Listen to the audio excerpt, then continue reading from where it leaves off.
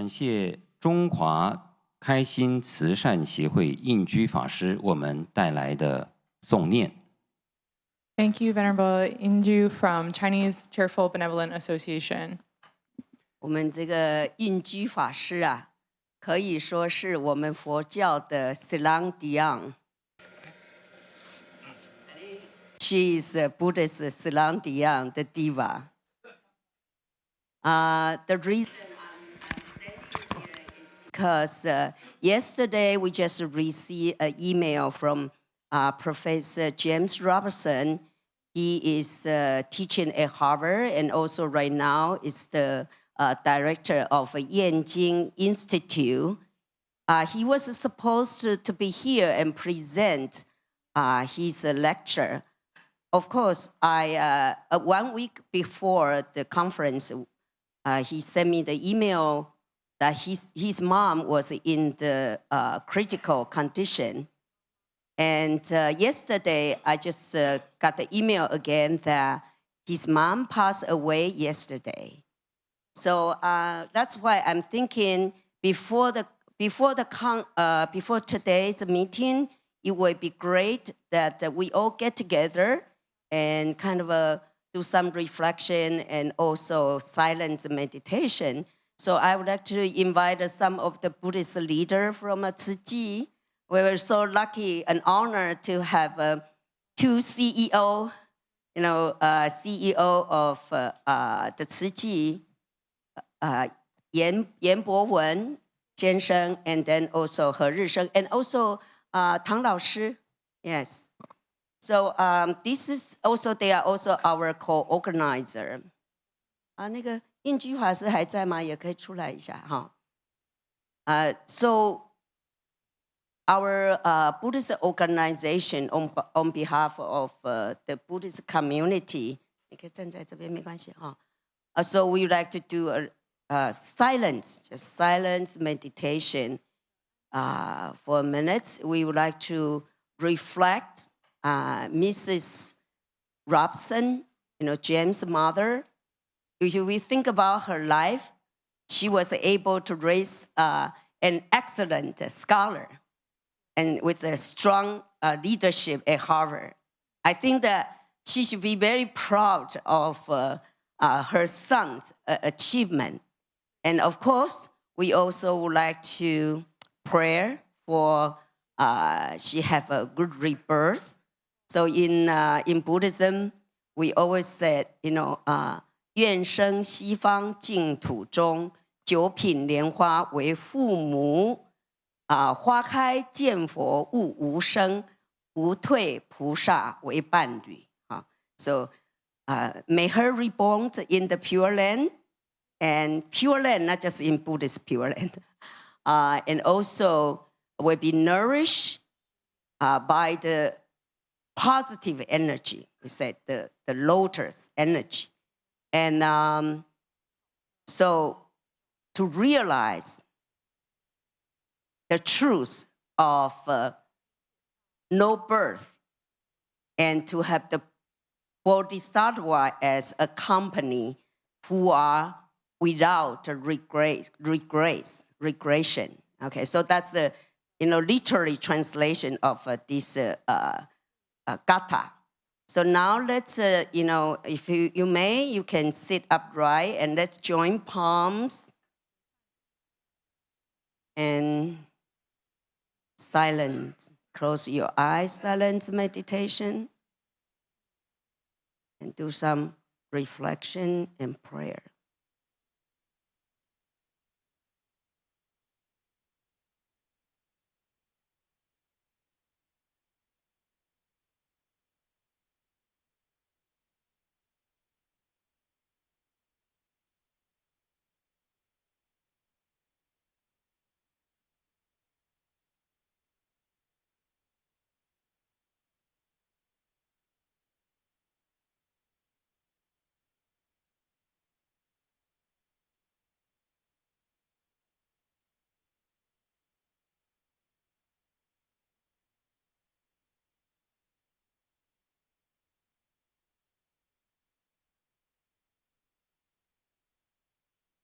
Thank you. So in Chinese Buddhist tradition, we also say Amitofo. Is any of you would like to say a few words? Yes? That's fine. Okay, thank you so much. So let's begin today's meeting. Thank you. 谢谢。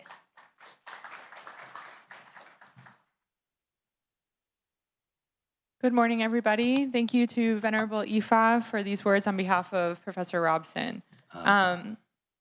We would like to welcome you to the day 2 of the 5th annual Wooden Fish Buddhism Science and Future Conference, the Buddhism Consciousness and AI Summit. Once again, my name is Naomi, and this is my colleague, Davison. Hi. Did you sleep well yesterday? I did, yes. Okay, 你们都睡得好吗？很好啊。Okay, I know that in Buddhism, sleep is considered an integral part of diligence. There's one saying, say that a dream is a vast metaphysical world. For that point, I think AI probably won't be able to achieve that place. Who knows? And that will directly tie into the first topic of today. But first, I just want to take a moment to do a couple announcements. So first, regarding headphones, about returning headphones at the end of the day, we do ask everybody to return your headphones, and you can pick them up again the next day. So if you have not yet gone back to the headphone location, even if you're using them again today, maybe at some point just do a quick check-in and let them know that you're keeping them and you'll bring them back. Another thing to keep in mind is to be aware of the volume of your headphones and just aware of your surroundings. Make sure that it's not too loud or disturbing others. And then channel 1 is Chinese and channel 3 is English. 好，那每天呢，我们都会借用这个耳机啊，请在使用耳机之后，务必记得当天归还，然后我们第2天再重新的租用。在使用的时候呢，请注意一下它的音量。您的音量如果开得太大声，可能会影响到坐边的人。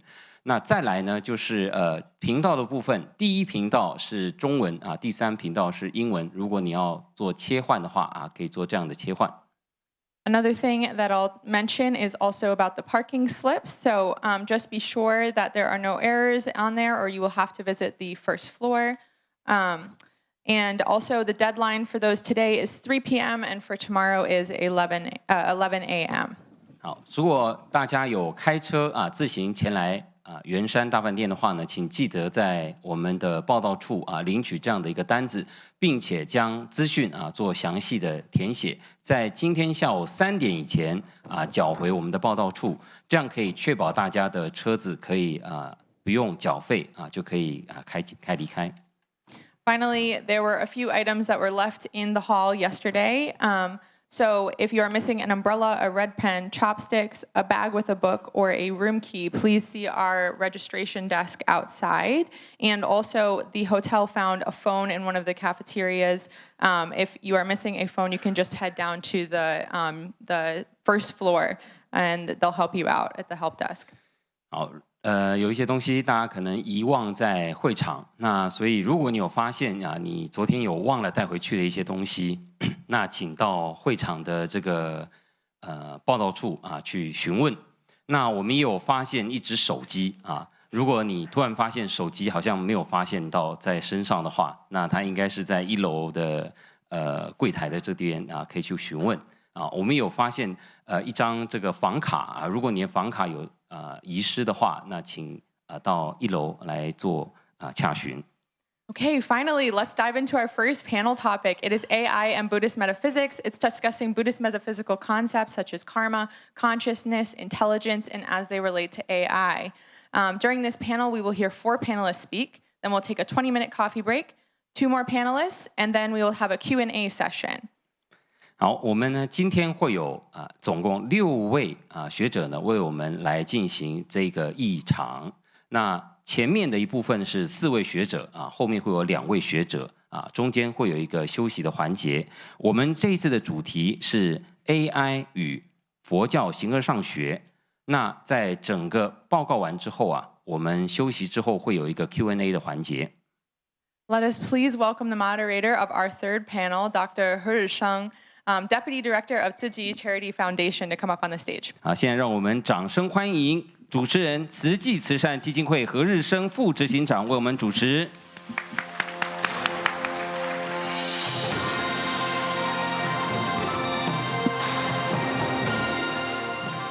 Thank you. Good morning, everyone. Venerable Yifa, the Wooden Fish Foundation, and Mr. CEO Yan from Tzu Chi Foundation, and also Mr. Tang from Chinese Wu Jingdeng Cultural Society, and all distinguished scholars and guests, good morning. On behalf of Tzu Chi Foundation and the founder, Dharma Master Zheng Yan, I would like to express my sincere gratitude to all the sponsors and participants that making this forum possible. It has been a pleasure so far to hear and discuss on the relationship between Buddhism, consciousness, and AI. AI is something we must work with in the future. But whether it can be used to do good or evil depends on us, humans. As we all know, everything is created by human mind, including AI. Hence, it's important that we do not leave AI to develop on its own or to be given unethical information or wayward guidance. What's required is providing Buddhist teaching and goodness into the AI system. There need to be rules and regulations. This morning's section focuses on the intersection of AI and Buddhist metaphysics. The rapid development of AI presents both opportunities and challenges that demand our thoughtful consideration. AI reflects human ingenuity and our ethical framework and intentions. Buddhist metaphysics offer a unique perspective. Concepts such as interdependence, mindfulness, compassion, and altruism can guide us in shaping AI technologies that enhance well-being and foster intercollectiveness. The principle of interdependence reminds us that AI impacts and is impacted by the vast network of relationships, including ethical, social, and environmental dimensions. Mindfulness in AI development encourages awareness of the consequences of our technological innovation. By integrating mindfulness into AI systems, we can promote mental well-being and ethical awareness. Compassion and altruism can ensure that AI is used to alleviate suffering and support the common good. As we delve into the discussion today, I encourage you to reflect on how Buddhist metaphysical concepts can inform and transform our approach to AI. Let's explore how we can harness AI's potential while staying grounded in the ethical principles that promote harmony and alignment for all beings. Thank you all. And let's begin our session today. So our first panelist is Dr. Christian Kosaru. He's a professor of philosophy at the College of Charleston with an expertise on dialogue between Indian and Buddhist philosophy and Western philosophy. And his title is Engineering Enlightenment, Artificial Mind and the Platform and Peril of Synthetic Phenomenology. Let's welcome Professor Christian Kosaru.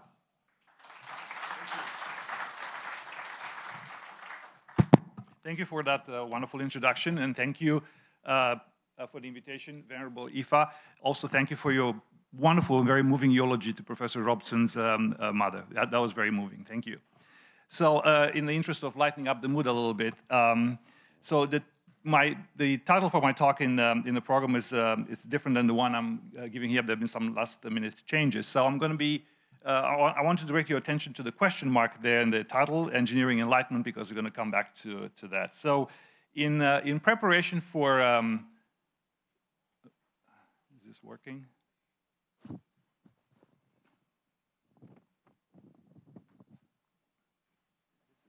Yeah. Oh, yes. So in preparation for today's talk, I did what every scholar would do.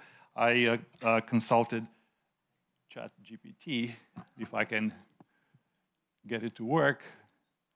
I seem to have a problem here. Ah, there we go. It seems to be a bit slow this morning. But not just any chat GPT. One of the clients that OpenAI is providing, and that is the Monk GPT, which is a wise virtual monk offering Zen-inspired advice. I could, of course, given the topic, given that Buddhism and AI in the same sentence tends to raise quite a few eyebrows, I could have turned to several other clients: IT monk, mountain monk, sarcastic monk, enlightened monk, corporate monk, even procrastination monk. But I'll stick for now with Monk GPT. So I asked Monk GPT, is Buddhism compatible with the goals of the AI revolution? And the answer is quite surprising. Buddhism and AI, we're told, two concepts that at first glance might seem worlds apart, yet when you dig deeper, there are fascinating points of convergence. Buddhism emphasizes mindfulness, compassion, and the interconnectedness of all things. It's about understanding the nature of mind and alleviating suffering. AI, on the other hand, is about creating intelligent systems that can learn, adapt, and potentially improve our lives in countless ways. And he continued, imagine an AI designed with Buddhist principles in mind. This is part of the conversation so far. It could prioritize empathy and ethical decision-making, ensuring that technological advancements benefit humanity as a whole, not just a select few. Think of how mindful practices in Buddhism could influence the development of AI to be more attuned to human needs, promoting well-being rather than mere efficiency. And it continues. Of course, there are challenges. The rapid pace of AI development can sometimes feel at odds with the slow, introspective nature of Buddhist practice. And he concluded with a question for me, and that is, what do you think? Could this harmonious blend pave the way for a future where technology and spirituality coexist and enhance each other? I'll come back to that question later on. And you might wonder, why turn to Monk GPT? Why not consult Scholar GPT? Well, I actually did consult Scholar GPT, and Scholar GPT had a very different answer. Scholar GPT's answer was a little more systematic, but it also drew attention that while AI can create opportunities, it can also displace jobs, leading to economic inequality and social harm. And more importantly, there are also potential conflicts, particularly in the areas of labor displacement, mental health impacts, and social harmony.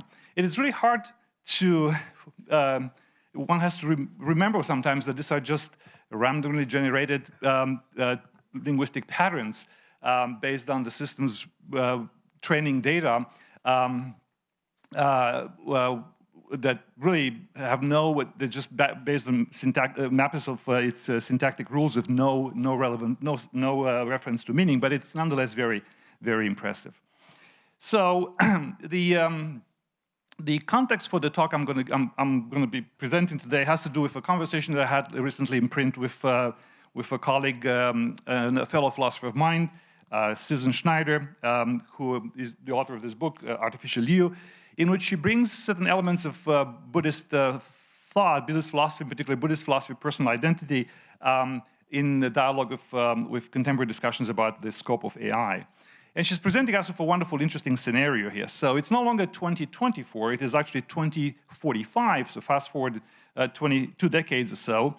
And so she's inviting us to consider a shopping trip, a shopping trip to the Center for Mind Design, where as you walk in, a large menu stands before you. It lists brain enhancements with funky names like Hive Mind, which is a brain chip allowing you to experience the innermost thoughts of your loved ones. There is Zen Garden, which is a microchip for Zen master-level meditative states. And there is Human Calculator, and so on.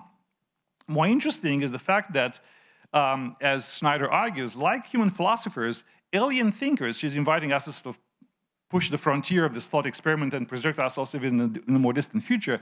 Like human philosophers, alien thinkers may also come to appreciate the difficulty in possibly intractable issues that personal identity is raised by cognitive enhancement. What you do when you go to the Center for Mind Design, you're picking up various kinds of devices that enhance your cognitive capacities.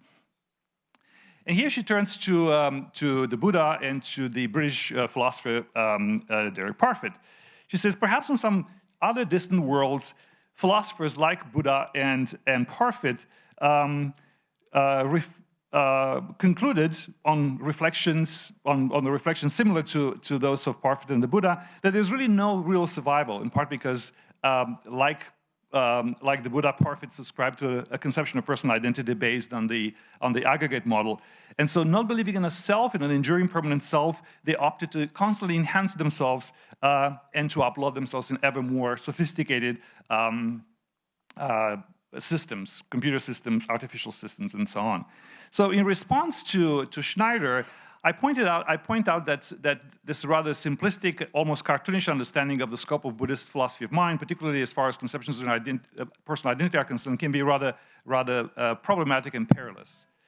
So conceptions of personal identity, I argue, rooted in relations of psychological continuity and connectedness, like those proposed by Parfit and the Buddha, may not provide the sort of grounding that many transhumanists chasing the dream of life extension think that they do. The prospect of enhancement reinforces a deeply ingrained sense of self, as exemplified by a persistent concern among techno-optimists with life extension, mind uploading, and the general idea of transferring a self-identical human consciousness from a biological brain to a computer. So this all serves as a preamble to what I'm going to be talking about in the 15 minutes that I have left. I'm going to be raising two questions. One, is the prospect of artificial minds good or bad for Buddhism? Does Buddhist reductionism, the Buddhist reductionism is the account of personal identity based on the ideas that there is no permanent self, that we reduce to a number of aggregates? Does that conception of personal identity support patternist conceptions so does Buddhist reductionism support patternist conceptions of personal identity? And I'm going to raise the issue of synthetic phenomenology. So let me start with the prospect that we all face with advances in AI, the sort of advances that would prompt a conference like this that explores the scope of AI and technological advancements in this domain for traditional religious practices such as Buddhism. So the AI revolution does confront us with the long-term possibility of artificial consciousness and synthetic phenomenology. The concept of synthetic phenomenology itself is somewhat problematic. It was introduced by an American psychologist more than 2 decades ago, Scott Jordan, and he invited us to think of synthetic phenomenology along the lines we think of synthetic biology, which combines science and engineering to construct biological functions and systems that are not found in nature. Think, for instance, of modifying rice to produce beta-carotene. In a similar vein, modeling, designing, so synthetic phenomenology will be concerned with modeling, designing, and developing conscious systems, including their states and functions on artificial hardware. And the scope of this enterprise, this scientific enterprise, is to examine systems for representational and phenomenal mental states and establish whether, indeed, work on machine consciousness is or will eventually be successful in creating artificial conscious states. So, does Buddhism align well with the goals of AI? Several scholars and several Buddhists, particularly those who affiliate with Pure Land traditions, have argued recently, and certain Buddhists with transhumanist sympathies and vice versa, certain transhumanists with Buddhist sympathies, have argued that indeed Buddhism aligns quite well with the goals of the AI revolution. I call this claim the complementarity claim. And I argue that this claim is based on an instrumental view of moral and mental cultivation. The rationale behind the claim is that moral and mental cultivations are tools or techniques for achieving our human or even post- or transhuman potential. If that is the case, then yes, there is no principled objection to using AI to enhance moral and mental practice. But the complementarity claim is based on a conception of AI systems as cultural artifacts, on par with other communicating technologies. Think of Apple's Siri or Amazon's Alexa. Examples of this are, for instance, the use of Pepper, right?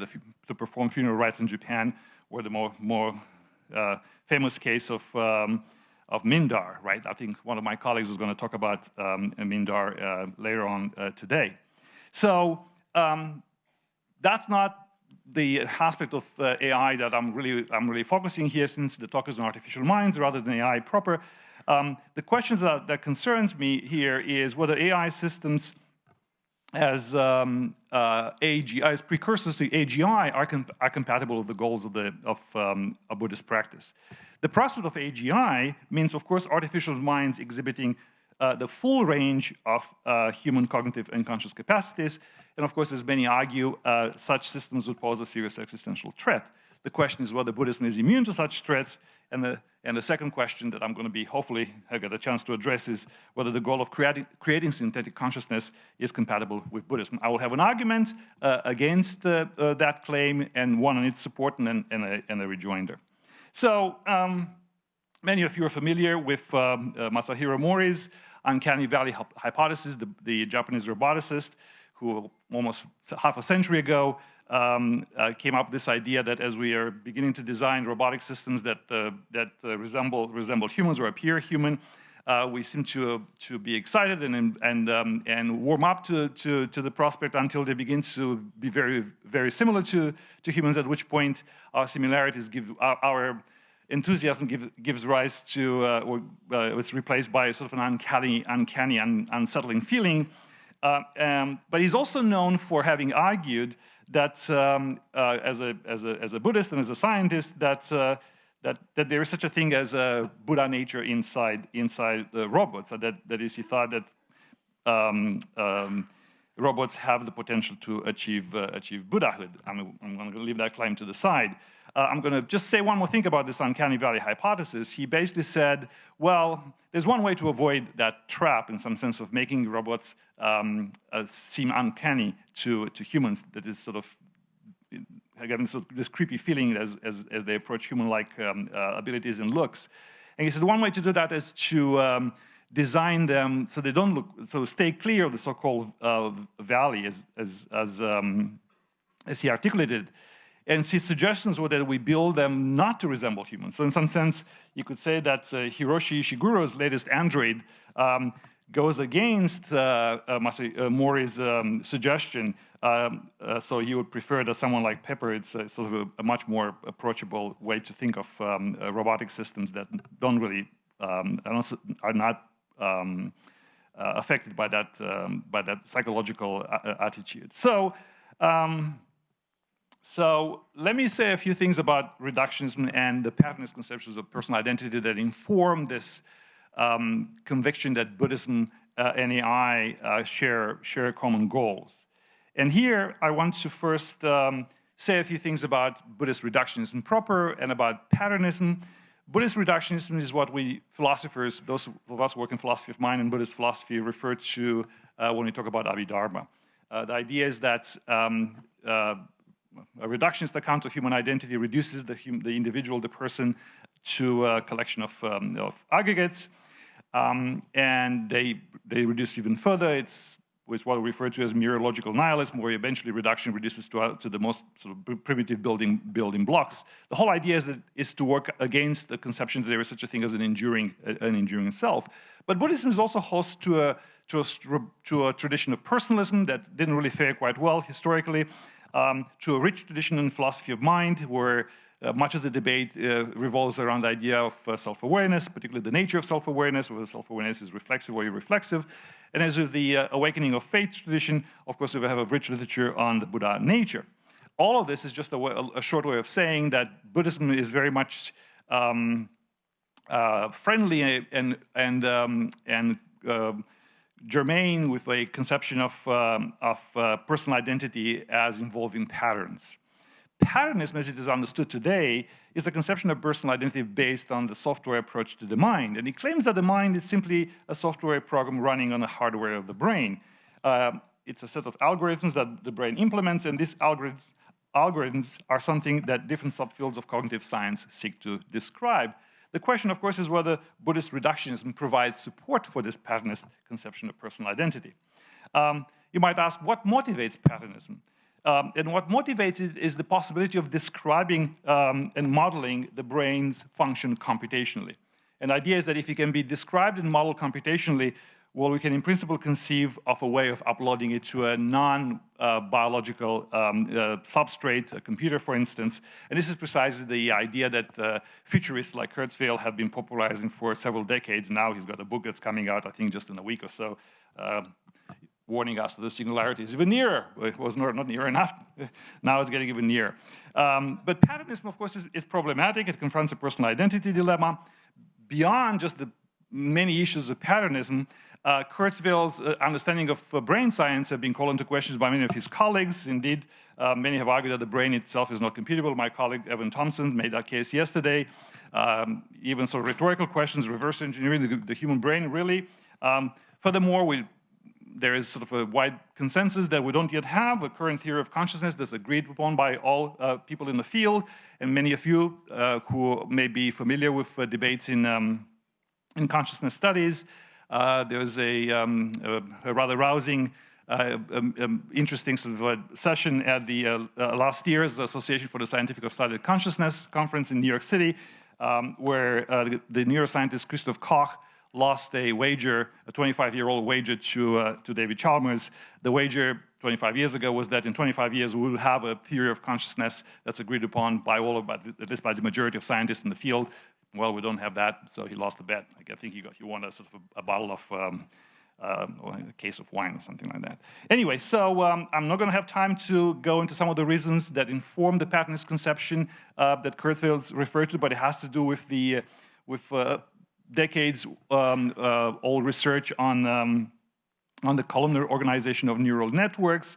That research has been used, obviously, in the modeling of the neural network architecture of deep learning systems. But to many scholars of Buddhist philosophy and Buddhists themselves who have an interest in science, the patternism has a certain appeal. And they often point to, for instance, the chain of the 12 nidanas, the chains of dependent arising, to say, look, Buddhism already, in some sense, possesses in a nutshell a conception of patternism that can now avail itself of the conceptual tools and methodologies of science and expand on that. In fact, Buddhism is not really alien, is not antagonist to this patternist conception. So if you can only figure out a way to work out Buddhism patterns in a way that's conversant with that certain areas of philosophy of mind and neuroscience, then we'll find that Buddhism and AI can have a common future. So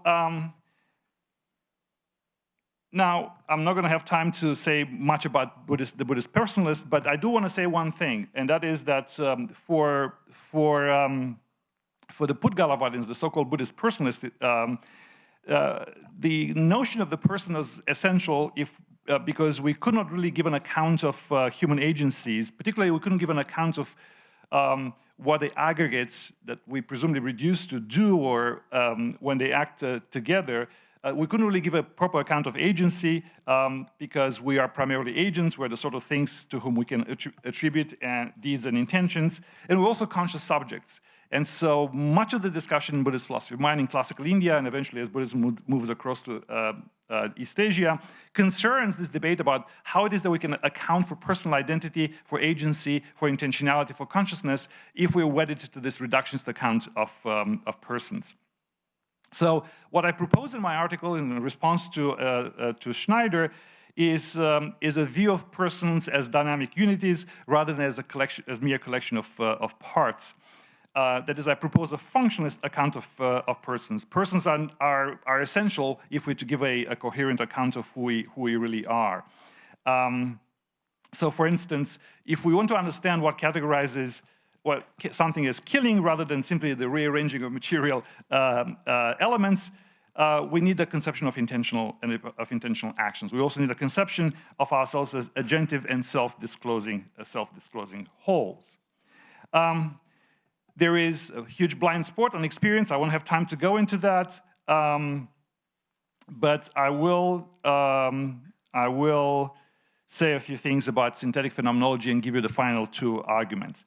So much of the debate nowadays is whether a functionalist account of the mind can serve as the theoretical background for beginning to think about whether machines could be conscious if they get sufficiently complex. So for instance, the neuroscientist Stanislav Dehaene and his colleagues have argued that while current artificial neural networks inspired by neurobiology, by the neurobiology approach are approach in some instances surpass human level of cognitive processing, we're not anywhere on the verge of consciousness. Why?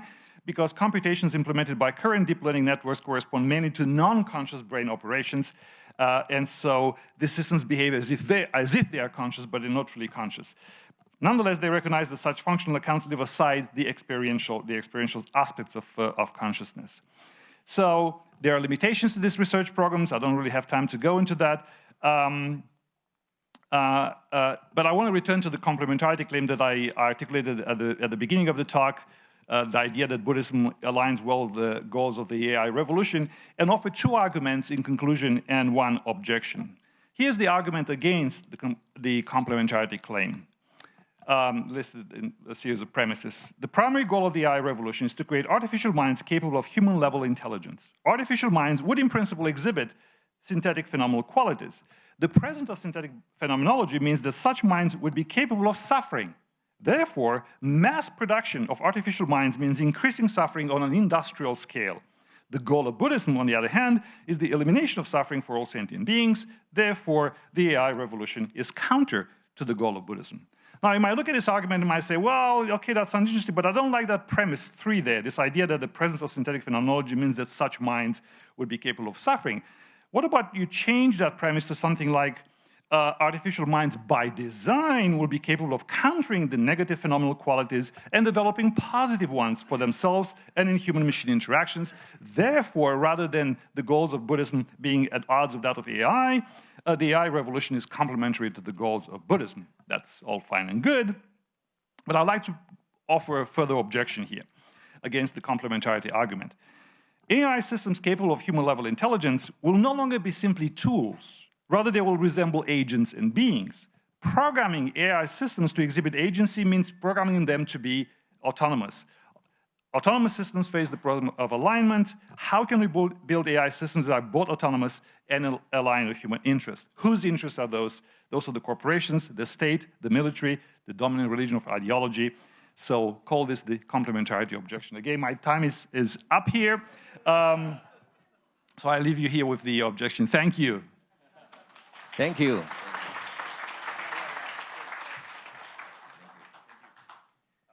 Due to the lesson of yesterday and forced by Venerable Yifa, I have to force all of you, to really obey the regulation. It must be on time. And thank you, Dr. Kosaru. Whether the AI can adopt the sensory or human conscience, or AI can discover the complex human brain is the human yet know is a good question and also need to discuss. So thank you, Dr. Kosaru. Our second panel, Dr.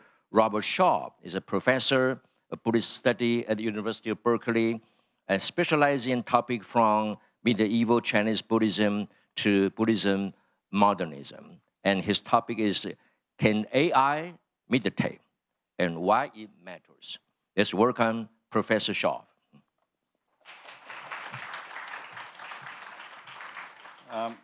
Thank you. My talk is 23 minutes, so take a deep breath. And I'm sorry I don't have a, this is old school, no PowerPoint. There's been a lot of excitement over AI of late, with some folks claiming that it is just a matter of time before the current generation of AI morphs into artificial general intelligence, at which point we should concede that the AI system is, for all intents and purposes, sentient or even conscious. Some go further, declaring that we are on the verge of an AI singularity in which AI intelligence will leapfrog that of humans, ushering in, for better or worse, a new age. But there are reasons, historical, technical, philosophical, and so on, for caution. So let's start with a bit of a historical perspective. It is notoriously challenging to extrapolate into the future on the basis of current scientific technological advancements, as the import of such achievements may turn out to be exaggerated. Think, for example, of the hype surrounding the Miller-Urey experiments in the early 1950s, experiments that seem to corroborate what is known as the primordial soup theory of the origin of life. This theory, which dates back to the 1920s, holds that living organisms evolved on Earth a few billion years ago, emerging naturally from inorganic compounds that made up the Earth's prebiotic atmosphere. In 1953, Stanley Miller created a mixture of such compounds and zapped it with an electric arc, simulating a lightning strike. And the experiment produced monomers, including basic amino acids that are essential to life as we know it. The findings generated considerable media attention. And if you believe the press coverage, scientists were on the verge of synthesizing life in the lab. This was a big deal. But the excitement proved premature. Our understanding of molecular biology has increased exponentially since that time, and later variants of the experiment produced an ever greater array of organic molecules. Yet today, some 70 years after the original experiment, scientists are arguably no closer to synthesizing a living entity. We still seem to be missing something. Now, I mentioned the primordial soup hypothesis and the misplaced optimism surrounding the experiment, as it seems immediately relevant to discussions of AI. The claim in both cases is that science provides an eminently naturalistic account of the emergence of sentient life. Now, to return to AI, the claim is that as we continue to boost computing power and efficiency and refine our algorithms and expand the training data, some form of consciousness will emerge. Indeed, some have claimed that certain LLMs, most famously Google's Lambda, are already sentient. But stepping aside from the media circus, the consensus among those who understand the technology is that AI is nowhere close to becoming conscious, and that there is no reason to believe that the technology is even headed in that direction. And there are many reasons for caution. I had to cut this down, so I'm only going to give you a couple here. First, there is a popular but mistaken belief that the neural network technology used in AI is based upon the architecture of the brain, and more specifically, that the structural nodes in a neural net function analogously to neurons. But historically, this gets things backwards. The neural network architecture employed in AI was developed on the basis of available technology. It was only afterward that people touted analogies between the structure of a neural network and that of a living brain. In other words, engineers did not model computers and programs that run on them on the actual physical anatomy or electrochemical circuitry or logical configuration of the brain. After all, the brain is largely a mystery to us. Rather, we modeled our understanding of the neurostructure of the brain on the working of computers. And I will argue below that thinking of the brain along the lines of a computer, which is sometimes called computationalism, is both misguided and pernicious. But for the moment, I'll simply note that the architecture of AI is digital, linear, and stochastic, and yet none of these attributes seem to apply to the brain, much less the mind. Next, and most important, the reason that AI platforms appear to be sentient is that they can carry on conversations and respond to queries as humans do. And it's easy to forget that they do this because that is the task for which they were designed. Moreover, their design provides them not with intelligence or understanding per se, but with an ability to access and recognize patterns within an enormous store of data, virtually the entire internet, based on which they mimic a human response. And this, I submit, renders the Turing test hopelessly outdated. Now, the idea of the Turing test emerged from a now famous paper published in 1950, which was an attempt to address the difficult question, can machines think? To gain leverage on this issue, Turing proffered what he called the imitation game, in which an interrogator communicates via written text or an intermediary with two persons ensconced in two different rooms. person A, who is a male, and person B, who is a female. And the task of the questioners is to try to determine which is the woman and which is the man. And the man's job is to try to fool the interrogator, and the woman's job was to try to help the interrogator, and so on. And Turing then imagines just modifying the game so that you replace one of those people by a computer. And you see if you can figure out which one is the computer and which is the human. So Turing's, his argument is that should the computer be able to pass as a human, given the constraints of this game, we're justified in treating it as an intelligent agent. Why? He regards the question, can machines think, in itself to be unproductive, as it seems to be asking us to intuit what's going on inside the machine. So the whole point of this game is that it focuses on behavior, and it's thus predicated on a kind of Cartesian understanding of the privacy of mind. One knows that other beings are minded only through inference, through observing their behavior. And so Turing argues that if I engage in conversation with an entity whose responses are so lifelike that I can't tell whether I'm talking to a human or not, then it's appropriate to make the same inference in that case, right? To claim otherwise, to insist that we should only attribute intelligence or thought to agents whom we can be certain to have minds, is to countenance solipsism, according to Turing. Now, much has been written about the imitation game, but I would simply note that Turing devised his test before the internet, when computers, much like humans, had to respond to queries based on a relatively tiny body of data. As such, Turing assumed that a computer capable of passing the test would do so through its ability to emulate human reasoning or thought or intelligence. But that's not how the current generation of AI works. AI has access to virtually the entire internet, documenting vast sweeps of human cultural activity, the extent to which Turing could not have imagined. Moreover, AI can sort through and recognize patterns in this information in the blink of an eye, so it's not surprising that, with this reservoir of knowledge, a computer should be able to credibly mimic a human response, devoid of anything close to what we would deem to be comprehension or theory of mind or a world model. However one might characterize the so-called intelligence of AI, there is no reason to believe that the underlying operations have anything in common with human understanding, much less with how brains work.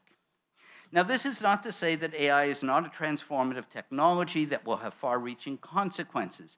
My point is simply that part of the current hype lies not only in what AI can do, but what it supposedly reveals about mind. For many, the advances of AI lend scientific support to a physicalist account of consciousness that has no truck with woolly notions of metaphysical dualism or panpsychism or an autonomous self or a soul. And this is where Buddhism enters the picture, since the Anatman theory, the non-self theory, is supposed to help us understand the phenomena of consciousness without a ghost in the machine. That an LLM can pass the Turing test, that a soulless machine can flawlessly emulate human behavior, is then taken as evidence in favor of Anatman, right? So this entire approach to AI is, I think, misguided. Indeed, I believe that computationalism, that's the notion that brain is just a sophisticated computer, will go down in history as one of the great delusions of our time. As we will see, drawing a connection between computationalism and Anatman doesn't help us in either grappling with AI or in doing justice to Buddhist thought. So my point of departure is the relationship between sentience and embodiment. Being an experiential subject, a minded being, entails occupying a particular and ineludible place in space and in time that affords us a unique point of view in the most literal sense possible.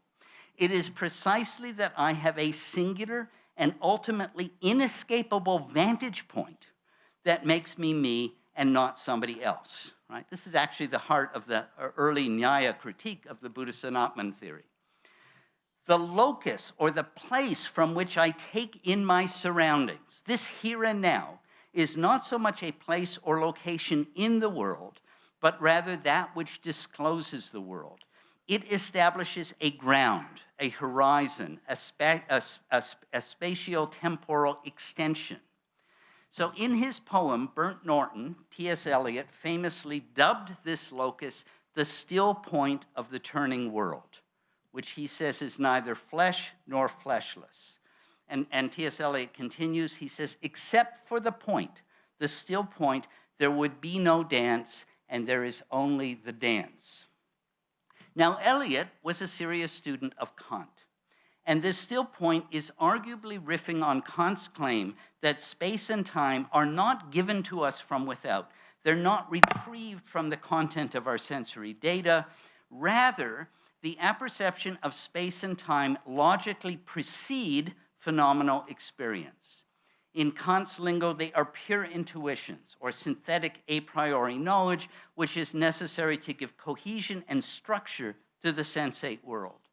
But taken in themselves as mere abstractions, space and time constitute a centerless and static block, bereft of a here and now. To arrive at the dynamic sensate world in which we find ourselves, right? In other words, to recover the dance, we need something else. We need the experiential subject to be pegged inexorably to a spatial here and a temporal now. So in short, my argument is that the subject of experience, right, to be a subject of experience, to be minded, is to have, or better yet, to be a first personal or deictic center, a point of view. Now, we're not limited to the first-person perspective, of course. We have linguistic and conceptual resources that make it possible to reach beyond ourselves and to imagine what things look like from another place or another time. Social life as we know it, not to mention works of literature and art, depends on an ability to place oneself in somebody else's shoes. We can also use the affordances of mathematics and science to construct an objective depiction of the noumenal or mind-independent world. This is the so-called view from nowhere.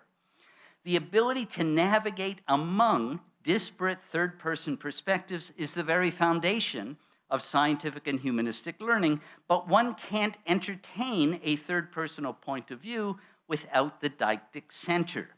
There is no mind absent the first person here and now, and no here and now absent the mind.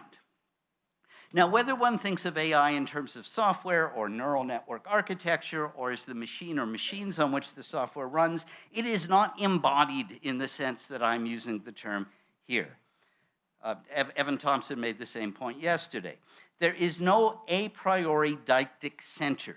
Indeed, the substrate independence is a much touted feature of AI. Christian was just referring to this. An LLM can be and typically is distributed across a vast network of servers. Moreover, it can be translated into any number of disparate encodings and transported from one platform to another. The actual training and implementation of a modern LLM requires dozens, if not hundreds, of graphic processing units and tensor processing units distributed over huge clusters of servers. There is no center, no innate or inexorable point of view, no still point. And even should you manage to squeeze an AI package into a compact robot and supply it with sensory input, with an uninterrupted audio and visual feed, the input is just more third-personal data. That is, like a self-driving car, the AI derives its first-personal perspective third-personally by situating itself on an internal map of geographical and temporal coordinates. That AI is substrate independent, this is what Christian was just talking about, that it can be ported from one machine to another is used to support the philosophical position known as patternism. Patternism holds that intelligence consists in structured information that is logically independent of any particular physical instantiation. So just as software data can be moved from one encoding machine to another, the same is true, at least theoretically, of mind and sentience. Accordingly, we are advised not to presume that life forms elsewhere in the universe will turn out to be based on the kind of organic processes available on Earth. Now, patternism is, of course, just a form of computationalism. It holds that our intelligence or consciousness consists in information, and given technological advances, said information could be transferred from our brains to a machine. In my view, rather than supporting computationalism, the substrate independence of AI serves as a reductio ad absurdum that refutes computationalism. To be minded is precisely to grasp the world first personally, to find oneself ineluctably situated here and now. The myth of computationalism can only be maintained when we are so absorbed in a detached third-personal construal, so beguiled by what the Buddhists call prapancha, that we have become insensible to our own first personhood. Right? This endemic insensibility is a theme explored in in Evan Thompson's book, The Blind Spot, that he talked about yesterday. So we can now turn to the question raised in the title of my talk. Can AI meditate? Now, by meditate, I'm thinking specifically of the many forms of Buddhist practice intended to disrupt the natural attitude, to undermine our third-personal conceptual construal of the world. The attitude to be overcome is one that unreflexively imagines the world as subsisting out there, extended in Newtonian space-time, independent of one's own being. This is the source of our existential alienation, our dukkha. Since there is no way to locate myself in this third-personal construct without relinquishing the first-personal here and now, and hence the very thing I'm looking for slips through my fingers in the act of actively searching for it. Meditation is intended to disrupt this imaginary construal and effect a kind of figure ground shift wherein we discover where we have always been. But in contrast to us, AI isn't anywhere at all, at least not anywhere in particular. So when AI isn't engaged in training or responding to a query, it simply ceases to be. You can call this cessation nirodha or nirvana if you like, but it is the cessation of an insentient rock or a roof tile. In short, AI can't meditate, and that's because it isn't sentient. Now, some will no doubt insist that in evoking Eliot's still point or Kant's transcendental ego, I am not so much sneaking an Atman in through the back door as I am parading it through the front entrance. Buddhist philosophers are attracted to AI precisely because it supposedly shows that intelligence and sentience is possible in something that lacks a self, and hence a good Buddhist philosopher should be open to the possibility that it is like something to be an LLM. But I would suggest that this is a philosophically impoverished view, not only of AI, but also of the Buddhist Anatman doctrine. The Atman that is denied by the Buddhists, the soul, was the soul taught by the Upanishadic and shamanic gurus of the time, an eternal and universal soul untethered to the transitory, if not illusory, deictic here and now. The Buddhists, of course, reject this and insist that nothing is eternal, everything is in flux, or to borrow Eliot's imagery, there is only the dance. But as the Nyaya point out, you don't get the dance without the still point. Without recourse to some kind of deictic center, it's difficult to account for the cohesion and continuity of phenomenal experience, not to mention the simple fact that I never mistake myself for somebody else. An impersonal stream of discrete but causally connected third-personal cognitive states does not, in the end, give us the lived experience of being me, of always and necessarily being here and now. Here I agree with a point Christian made. So Buddhist exegetes were clearly sensitive to this critique, as is evident from their continued efforts to tweak their theory of cognition. One strategy was to simply add new components to their system to take up the explanatory slack. Many of these additions involve components that seem to straddle the impersonal flow of dharmas that comprise our stream of awareness, our citta santana. So exegetes offer us the Pudgala, the Alaya Vijnana, the Klishthamanas, Buddha nature, mind mirror, and so on, all of which are intended to do what Kant was doing with his a priori categories, namely provide a naturalistic account, two more sentences, a naturalistic account of the felt coherence, continuity involved in being a unique someone.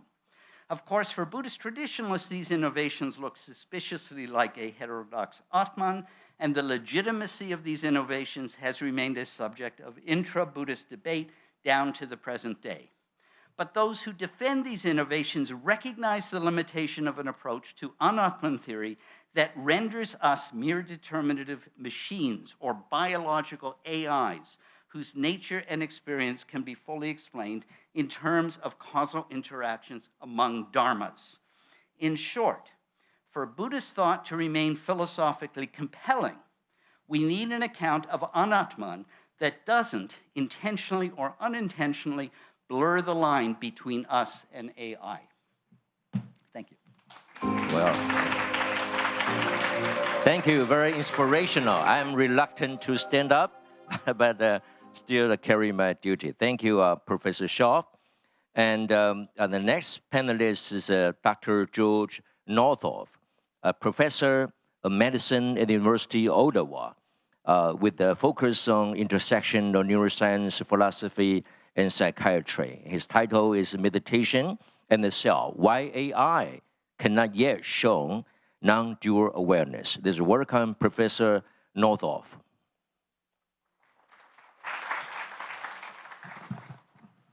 Yeah, thank you very much, and also for inviting in this beautiful setting within the hotel and outside the hotel.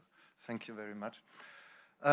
Surprisingly, I ended up in a metaphysics session, so I bring some naturalism into the metaphysics. And my strategy is really learning from the brain and from the brain-mind. So how does our brain, what does our brain-mind make when we are in a non-dual state, for instance, when we meditate? What happens in the brain? And do the same things can happen in AI? So in the main take-home message, and after which you can already go home now, meditation can tell us about the deeper layer of our brain and mind, which are not present in current AI. And much of current neuroscience neglects these deeper layers. But I claim these are absolutely key for making possible meditation and the kind of mental features associated with it. Where do I have to push the button here? It's this one? Green. Yeah, okay. Yeah. Okay, thanks. I will only go forward, not backward. And I will focus, as a scientist, I need to slice things up. I need to focus on specific phenomena. And I focus on two specific features of meditation here, meaning equanimity and non-duality. I think I don't need to say much in this room about it, what it is. And I will now try to basically not reduce them to explain them away. That's not what I'm doing. What I'm trying to do is trying to what makes them possible in a naturalistic sense. So now I know it's the green button. So my talk is, I will show you the non-duality, and it's related to the brain's non-dual topography. I know it's hard to understand. I will put some flesh to the bones later. De-identification, equanimity, is related to the brain's inner duration.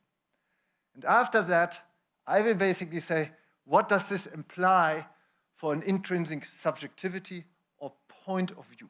That's very important because this has often been discussed in Western philosophy, that consciousness experience presupposes a point of view. And I say that that point of view, which our brain-mind can constitute relative to the world, very important, is lacking in AI. And then I conclude why AI cannot meditate, and I will argue it is not a principle or necessary. No, it's not excluded that in the future it can. So let me start with the non-duality. Again, I think I don't need to say much about the slide. you know, our mind, usually we make a clear distinction between self, non-self, my emotions, your emotions, my thoughts, your thoughts, self, non-self. That, and in the non-dual state here on the left, you see that that is abandoned. There is no self, non-self anymore. You experience and immerse yourself as part of the wider world, and you don't make a distinction anymore between the two in your experience. And this is contradictory to the Western view in Western philosophy that any kind of experience presupposes a self as distinct from the non-self. And I think Buddhism and Eastern philosophy in general can teach us a lot. There is much more, there is a deeper layer of which Western philosophy was often not aware. And that's what I try to unravel in the brain. So then I say that non-dual awareness, different ways, different induction methods, different forms of meditation. And here I always like this slide. This was done by a student of mine here. You really see now the beginning meditator, the novel meditator has a lower right now, has a dual experience, self, non-self. And then that gradually in the advanced or proficient meditators, you experience a unity of yourself with the world, meaning there is no such distinction anymore.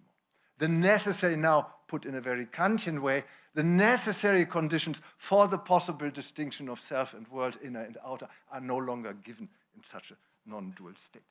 Now I'm looking, what are those necessary conditions? So I will spare you the empirical detail, but what you see, so we compared here the brains of proficient meditators versus novel meditators. And I draw your attention here to the left. Is there a, no, there is no pointer here. So here to the left, and I cannot walk away here from the microphone. Pointer is this one. It's the small green thing. Okay, great. So you see this here. So you see the regions. So here's the regions in the front of the brain called frontal cortex. There you, okay, that was not a good idea. So now I need to go backwards. So the regions in the front of the brain, you can see them here, they, about your inner thoughts, your sense of self, as I said, I simplify, so for neuroscience in the audience, please forgive me. And then you have regions in the back of the brain, which are now more for your outer perception. So when I see you, I process you, I hear the noise, I process basically in the back, what is called the sensory regions of our brain. And when I have my own inner thoughts, and I don't really pay attention to much what happens in the outside world, my more frontal here, my regions in the front of the brain are more active. And usually these regions are really differentiated.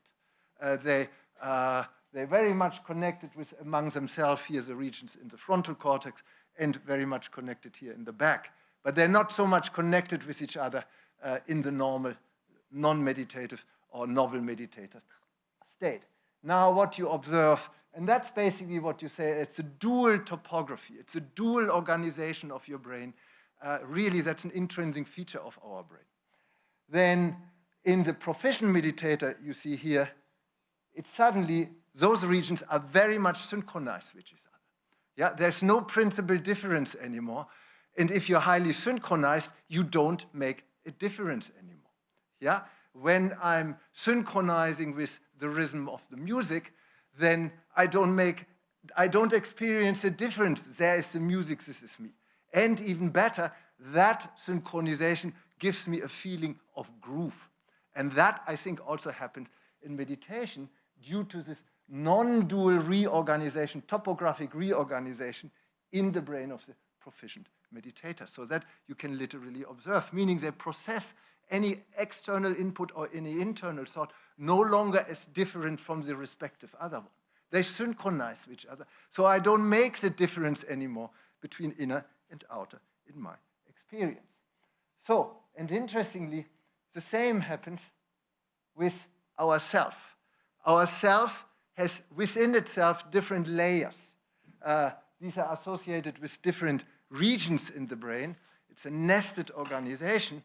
And these different layers is your inner body, your breathing, your digestion, then the outer body, somebody touches you, and then it's your mental, cognitive self. You're thinking about thoughts. And usually we all know that our thoughts are very strong and completely take over.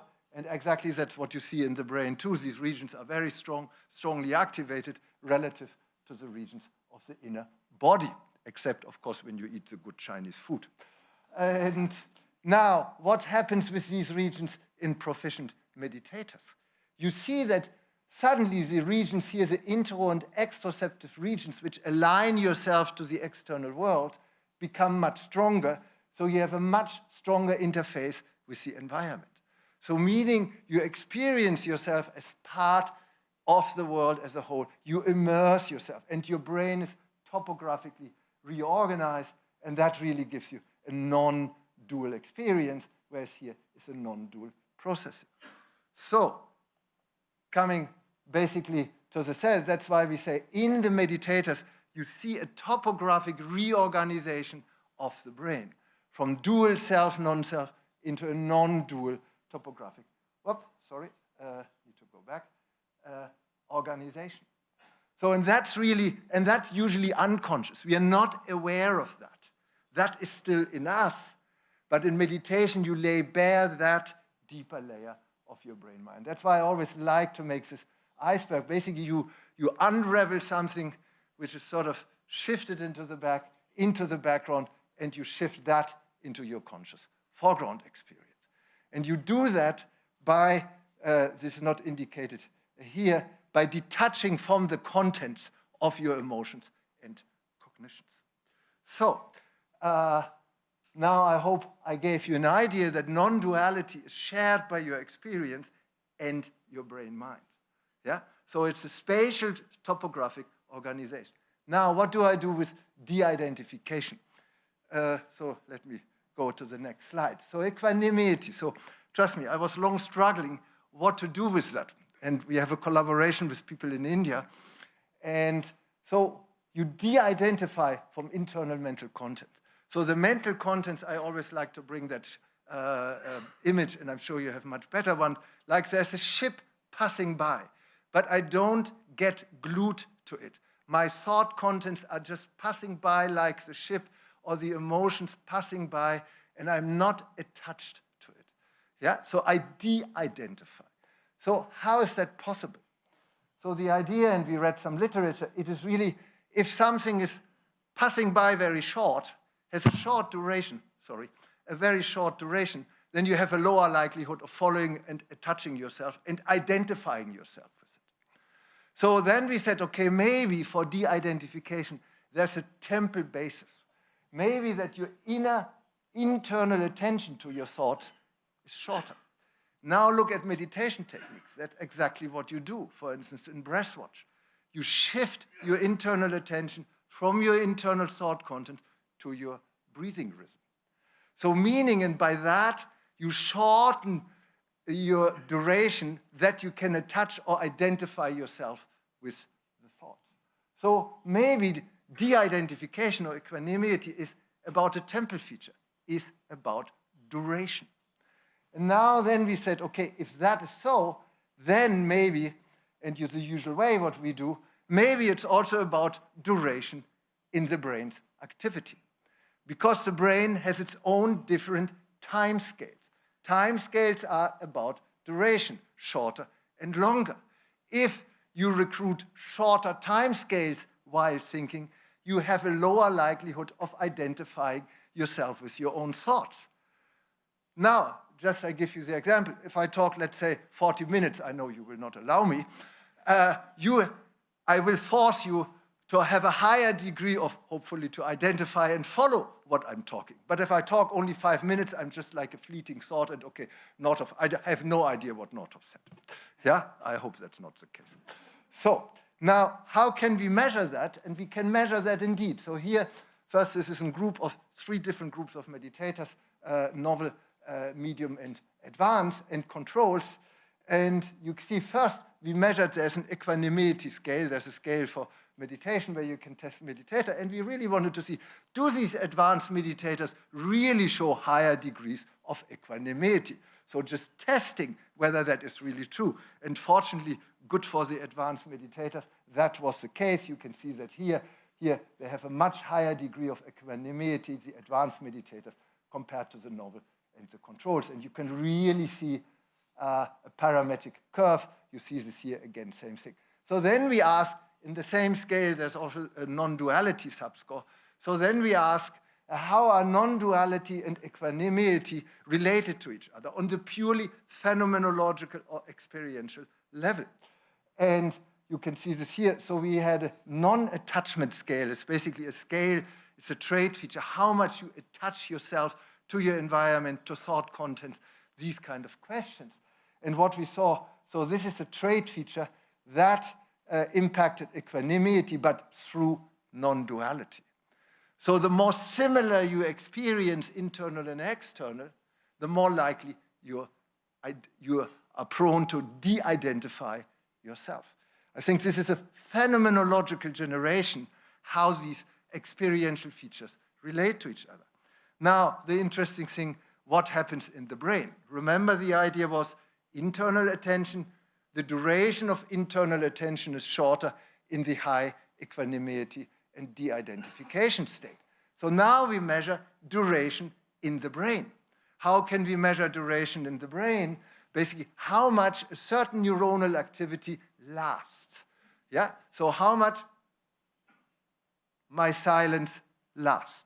That's a duration. You can measure the same kind of duration in the brain. And that is called, I spare you the details, autocorrelation window. Now, if my hypothesis of duration really holds, then you would expect that people with high equanimity or high de-identification / in advanced meditators show shorter neuronal duration in their neuronal activity. And that's exactly what you see here. During breath watch, the duration of the neuronal activity was significantly shorter in the advanced meditators than in the controls. So next step, then we said, okay, is that shorter duration in your brain's activity really related to the equanimity as measured in the scale? That's what you can observe here, meaning the higher your degree of equanimity, the higher your degree of de-identification, the shorter your neuronal duration. Remember, and that is during breath watch, where we really tested for the psychological duration, the duration of inner attention. So then you say, yeah, how about the external attention? So this was also measured. So we measured the internal attention during breath watch, the external attention during a task. We presented simple tones. So, and we again measured the inner neuronal duration / the autocorrelation window. And if the equanimity is really related with non-duality, remember my phenomenological model, then you would expect that the neuronal duration is more similar between internal task and external task, between breath watch, internal attention, and the perception of external tones, external attention.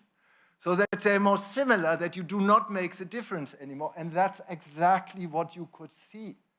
So here we compared this difference between in the neuronal duration, between the internal attention, the breath watch, and the external task, and you see a larger difference between the internal-external duration in the controls, and in the advanced meditator, it's very close to 0. I knew this would happen.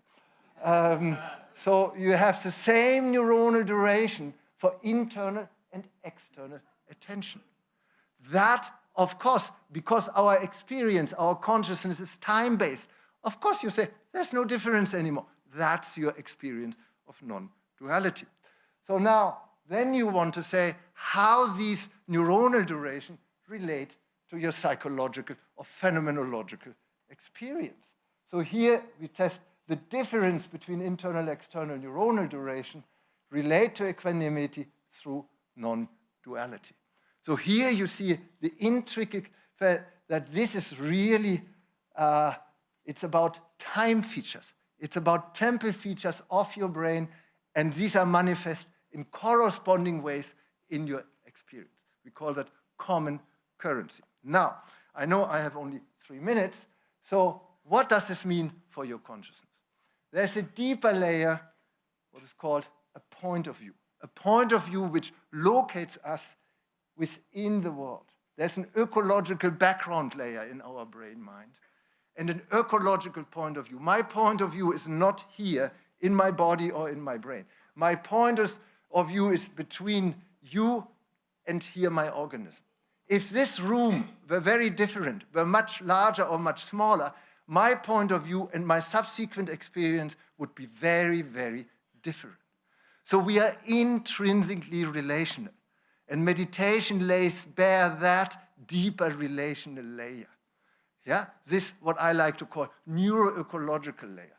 It's a flaw of Western philosophy to assume that the brain is in here or that the mind is in the body. No, it's between here and the organism. Brain and body are abstractions from this prior, more basic relation. And that makes possible the experience. And then you have a surface layer. That's the mental surface layer. That's your dual topography, your distinction between longer and shorter duration. But the deeper layer, that's where you have a non-dual topography and a similarity between long and short duration. That's where you have the non-dual unity. And that gives you, remember my music example, that gives you harmony, peace, and joy, like the and that's not possible in AI because they lack this deeper layer. Yeah, so that is really important. I will not go into detail about these things. So very short, that's basically the same thing. Coming back to the iceberg, there's a deeper layer in our brain mind, which is often neglected in current neuroscience. But this deeper layer is key for meditation. And that Buddhism and your tradition really unraveled that layer. And this is amazing for me as a Western person who grew up in Western philosophy. And the brain, and I would argue, functions in the Eastern mode and not in the Western mode. So, and that is not given in AI. So, and that's my last slide, so you can lower your sign. The take-home message is the meditation lies bare and unravels the deeper layer of our brain and our existence within the world. Heidegger, the Western philosophy, was right. There's a being in the world. But he was wrong. That's still anthropocentric. Our being in the world is shaped by the world and how the brain fits in through its intrinsic time and space. That the brain has an inner time and space that aligns and is integrated and embedded, nested within the much larger scales of the world's time and space. And that integration and embedding is laid bare in meditation. And that's why I learn a lot from meditation and your tradition for what I call, or that I wouldn't intend, for spatial temporal neuroscience. Thank you very much.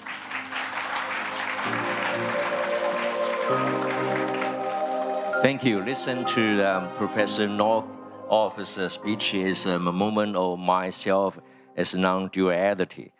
And before I introduce the next panelist, the conference has a public announcement. Thank you so much. So we're just going to remind everybody to please refrain from recording the entirety of speeches and presentations. Just taking some pictures or a couple minutes is all right, but please just avoid recording entire presentations. Thank you.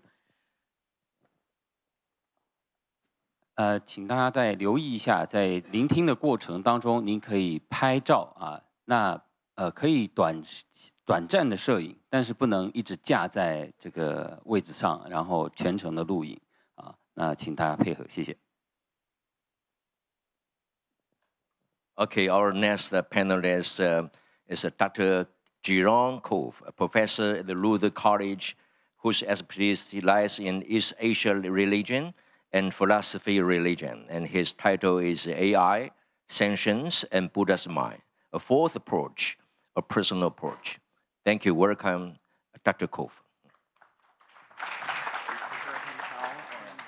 Okay, and this is the controller, forward, backward, and laser.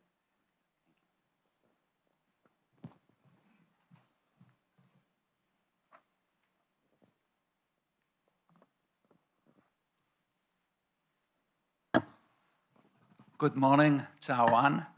And I would like to thank Venerable Ifa and Woodenfish and all the organizers to facilitating such a wonderful conference. And I also would like actually to thank the people who made the schedule for putting me at the place, because I think that I can feed right in with the presentations from yesterday and earlier today. So what I would like to do today is to introduce a new approach to studying consciousness. And the topic given is AI, and here is from Astro Boy, a famous manga anime from the 50s and 60s by Tezuka Osamu, in which he explores issues that may arise, ethical issues, if it's possible to do a fully functioning organic humanoid. So what I would like to talk about today is how to study the mind. Mind studies, as many people before me said, present company included, is that with minds studying the mind. And when we talk, we've heard a lot talking about when using the language of first and third person approaches when we talk about consciousness. And I think that the language of first and third person approach is trapped in linguistics and Anglophone language. And so I would like to expand our methodological tools by adding, as contemplative studies people did, a second person, but then today I would like to add a fourth person approach. And for that, I think I would like to take a deep dive into Buddhist philosophy. As Evan Thompson said in his book, Why I'm Not a Buddhist, is that what we can learn from Buddhism, if we want to engage with cognitive science, we should look at Buddhist philosophy rather than mindfulness practices. So what I would like to approach is a paradigm shift. And the paradigm shift that has been suggested by Varela and Thompson in their Embodied Mind, by Yasuo Yuasa in his work that has been translated by Nagatomo. It has also been completely different ways suggested by Marjorie Bullicoat and Chuntani, who proposes neurorobotics, but he actually uses phenomenology to do so. So in order to do that, I would like to actually look at East Asian Buddhist philosophy. And before I do that, I want to add two disclaimers. The first disclaimer is that I will not look at HRI, human-robot interaction, but actually I will look at what I call AAI. It has nothing to do with AI, actually. Agent interactions. And because, as has been said by Evan Thompson, by Robert Scharf, and Georg Nordhoff, is that I'm also skeptical that AI has, in the present form, has consciousness. To do that, we would need an embodied, if not an organic AI. The second disclaimer is my method of reading East Asian Buddhist texts is influenced actually by Dogen and Nishida, the people that I've studied, is that it's a creative misreading of texts that we decontextualize and then recontextualize. And I do that because I want to introduce a new way of thinking, that fourth person paradigm. So if we study minds, if minds study minds, we are immediately in the problem of other minds. And if we look at the problem of other minds, if you want to use the language of David Chalmers, it's the harder problem, not only the hard problem. And so I would like to look at Koyama Iwao. He talks about antiphony, and he says the problem is if we have two eyes communicate, they don't communicate. It's actually a cacophony. So in order to have a relationship, to have an interaction between two agents, you need an I-thou relationship. And that feeds in something that Vasubandhu says. He famously said in the 20 verses The unenlightened are unable to know the minds of others and their own minds. The enlightened know the true minds of themselves and the others. So the problem here is that if you have a conscious modality, that has an object, then we objectify. In introspection, we objectify ourselves, and in the relationship to the other, we objectify the other. So we do not actually study the mind as mind, but we study an objectified, commodified mind. So I then get some of my inspiration for talking about intersubjectivity. I get from the Chan, the Zen Buddhist traditions. There is one of the important points within the tradition is the so-called mind-to-mind transmission.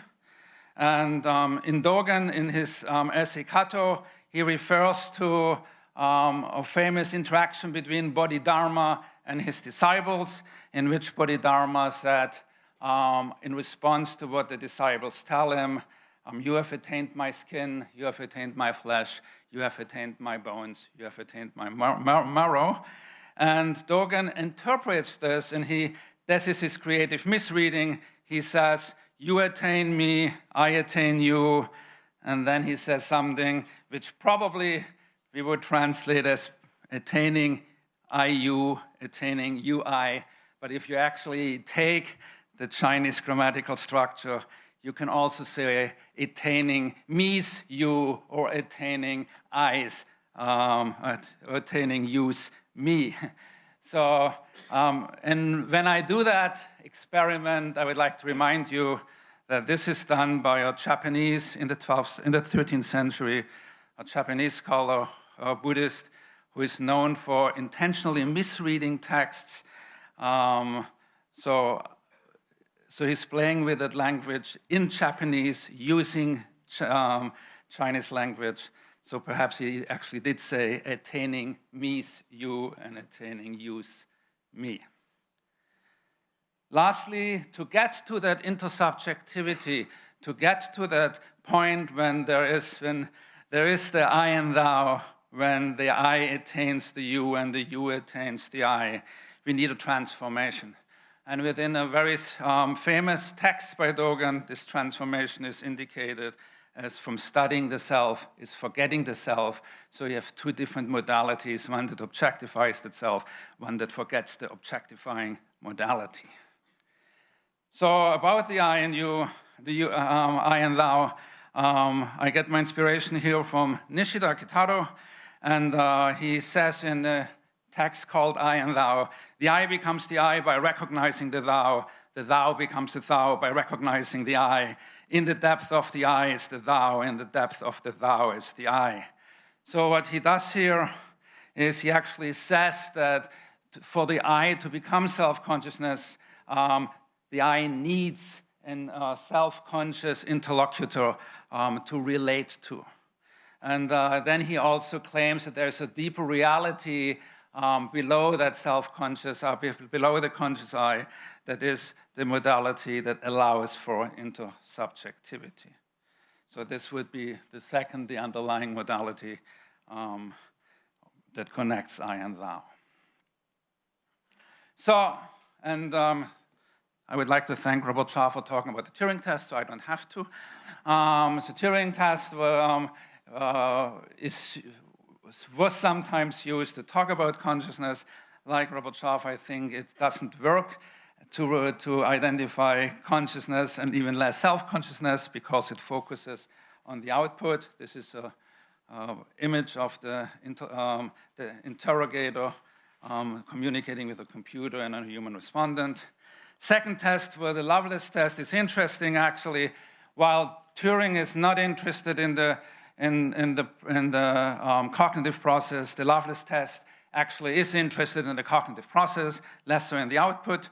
The Lovelace test is a test that claims to identify whether or not computers, AI can create. I'm talking about generative AI. And then there is the Voigt-Kampff test. I don't know if you're familiar with how Hollywood, especially with the Blade Runner. There are the replicas that are AI, and to figure out who they are, they're doing the Voigt-Kampff test, which tests like a polygraph actually for emotional response. So what do we learn from the Turing test? We learn from the Turing test, as Robert Scharf said, it's not a test actually, it's a game. And Turing was not interested. He actually said we can't answer the question, can machines think? The chess computer or AlphaGo can win that, they can beat the test or win the game. The problem is the tester assesses the output, not self-consciousness. And for me, that's why I talk about the Turing test, is it indicates the problem with the third-person approach. So, looking now at the Zen canon, I would like to very quickly get input for a new paradigm. This is a very famous text from the supplements to the records of the transmission of the lamp. It's known as Mountains for Mountains. Mountains are not mountains, mountains are really mountains. And if you look at that, and by the way, the color combination is consistent. Yellow is first person, orange is third person. Usually green and blue is something beyond that, and red is sort of a commonality. So you have a structure. Each of the sentences preceded with a condition. 30 years ago, before I started practicing, I saw that mountains are mountains. Again, the second, a little later, when I had some knowledge, I saw that mountains were not mountains. Now, having reached a state of calm, I saw that mountains are really mountains. The Chinese character that's here translated as really actually means to ripen. And so what is interesting here is that there is 3 different mental states, these 3 different attitudes. And to interpret them, I would like to go to Nishida again. Not that he used that, but he himself actually used those sequences of those 3-liners. He talks about 3 universals, then the 3 bashos, then the 3 worlds. And in a very little known text, he says, in a play we are actors and spectators. He means the play of life. Spectators only have an objective knowledge. Actors are immersed in the action and have only a first-person knowledge. In life, we actually both. We are acting in life. We are never outside of life. Yes, we can pretend to be outside and reflect on life. So again, he uses the subject-object thing. He says that the first line is sort of objectivity. The second one is subjectivity. The third one is subject and objectivity, which he, for most of his time, and Suzuki interpreted as a mystical experience. I think there's a different way of interpreting it. Dogen's interpretation of the mountains are mountains text, he says, he talks about people are outside the mountains, the spectators. Then people inside the mountains are the actors. They have the subjective experience that is central to human consciousness. But then the subject and object, the point where we are subject and yet object, is actually in the relationship to other people. It's in intersubjectivity. It's under the body becomes the place which is both subject and object at the same time in relationship to others. And there is one more. In the Physical Dotoku, which is translated as expression, Dogen talks about and interprets those mind-to-mind transmission between masters and disciples. But then he says, I and other engage in liberative practices. He and other engages in liberative practices. In me there is expression and non-expression. In him there is expression and non-expression. In the way there is self and other. In the non-way there is self and other. I could talk for hours about it. I won't do that. But there are 2 important observations. Firstly, he finds it necessary now to talk about 4 persons. I, my other, he, and his other. And secondly is that, and that gets to what Robert Scharf said, that our perspective, the human experience is always perspectival. So it means we get something and we don't get something. So in everything that we say, we get a point, but we also do not get a point. And this is very central, is that there is no one-fits-all theory. There are multiple theories, and this is where the fourth person comes in. So why the fourth person? My inspiration for that is not only East Asian Buddhist philosophy, it's also linguistics. Ainu language, Ainu, the language of the indigenous people in Japan, and other indigenous languages like Askaloid languages, Yoruba, Ojibwe, where I come from, in the central United States, have a fourth person pronoun, or at least objective markers that function as fourth person pronoun. A fourth person pronoun is a multiplicity of third person singulars. You have multiple he's and she's. It's the other from the perspective of the third person. That's exactly actually what Dogen talked about. For example, if you have the sentence, he beats him, it's not my example, he and him are two different third persons. So, and actually the Ainu language has a different personal pronoun for that second, third person. And another inspiration is Toyoma Shigehiko, who wrote a book, The Fourth Person Pronoun, and he says, he's a linguist, he says the fourth person pronoun are persons outside the context and persons challenging the context to provide the first, second, and third person. So I can talk about it more if there are questions. So the principle of the fourth person approach is it's multi-perspectival, multiplicity of subjective perspectives. And so what is my first person approach is? So first person is when when a subject posits the world, so it's my experience. Third person is when I'm posited by an impersonal observer. We can talk about the paradox of assuming that scientists or that observers don't have a self. But anyway, so then the second person is when we have that emotional relationship underlying that positionality. And the fourth person is when you have multiple positionalities, multiple emotional connection, multiple second-person relationship, when we are in context, in a wider context. And that gets me to rethinking mind studies. And so in some sense, I'm now getting to a complex theory of consciousness. On one level, we have problem-solving neural networks.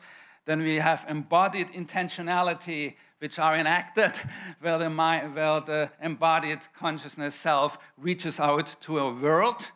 We have the embodied intersubjectivity. There is no disembodied intersubjectivity. And we have embodied environmental awareness. So what I call problem-solving neural networks do is they problem solve. They have intelligence. Again, already in the 80s, I had problems with beating chess computers. Now I have no chance, right? And intentionality is a lived positionality where I define my place in the world.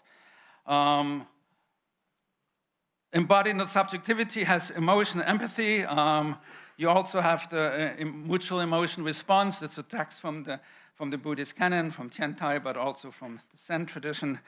And the embodied environmental awareness is the expression that Dogen talks about. So we have 4 different structures. The problem-solving network functions on the input-output structure. The black box is not of interest. The embodied intentionality has the structure of subject and object. The intersubjectivity has the structure of I and thou. And that's a mouthful. The embodied environmental awareness is that the totality is expressed by a multiplicity, and the multiplicity is expresses the totality, but more so, every individual one of the many also expresses every individual one of the other many. Voila, we have intrasnet. And the third person approach helps us understanding those neural networks. The first person approach helps us to understand the embodied intentionality or the enacted mind. The second person approach helps us understand embodied intersubjectivity. The fourth person approach helps us understand embodied environmental awareness. And if I had another 20 minutes, I could talk about a method that comes out of that. So if you just talk about chess computers, the Turing test imitation game works.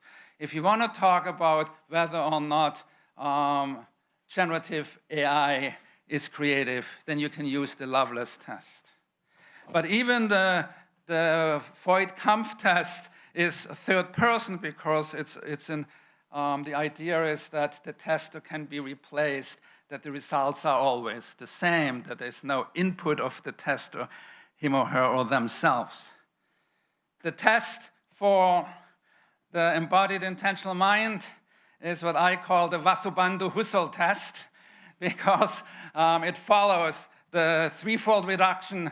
It starts with Husserl bracketing our assumption, but then goes straight into Vasubandhu, looking at using the Trisvabhava, the self-natures, as we're looking at the object, that we think that we objectively know, we realize it's interdependently constituted, posited by the subject, and then hopefully, if we are mindful and meditatively aware enough, we get to a reality below that subject-object distinction that Vasubandhu calls parinispana, the ultimate reality. I have two more tests, and then I'm done for the autonomy and reciprocity test is a test in which people respond to each other. The ironic part on me wanted to call it the Koyama-Freud test, because it would be the autonomy and reciprocity test deals with double contingency, with the idea that I conceive of myself differently than others, and we realize that in interactions, every couples therapist knows about that our conception of ourselves is different from the other people's perception. The second step is to deal with transfer and with the emotional interaction, with the emotional connectedness, but then hopefully the goal is what Dawkins calls casting off self and other.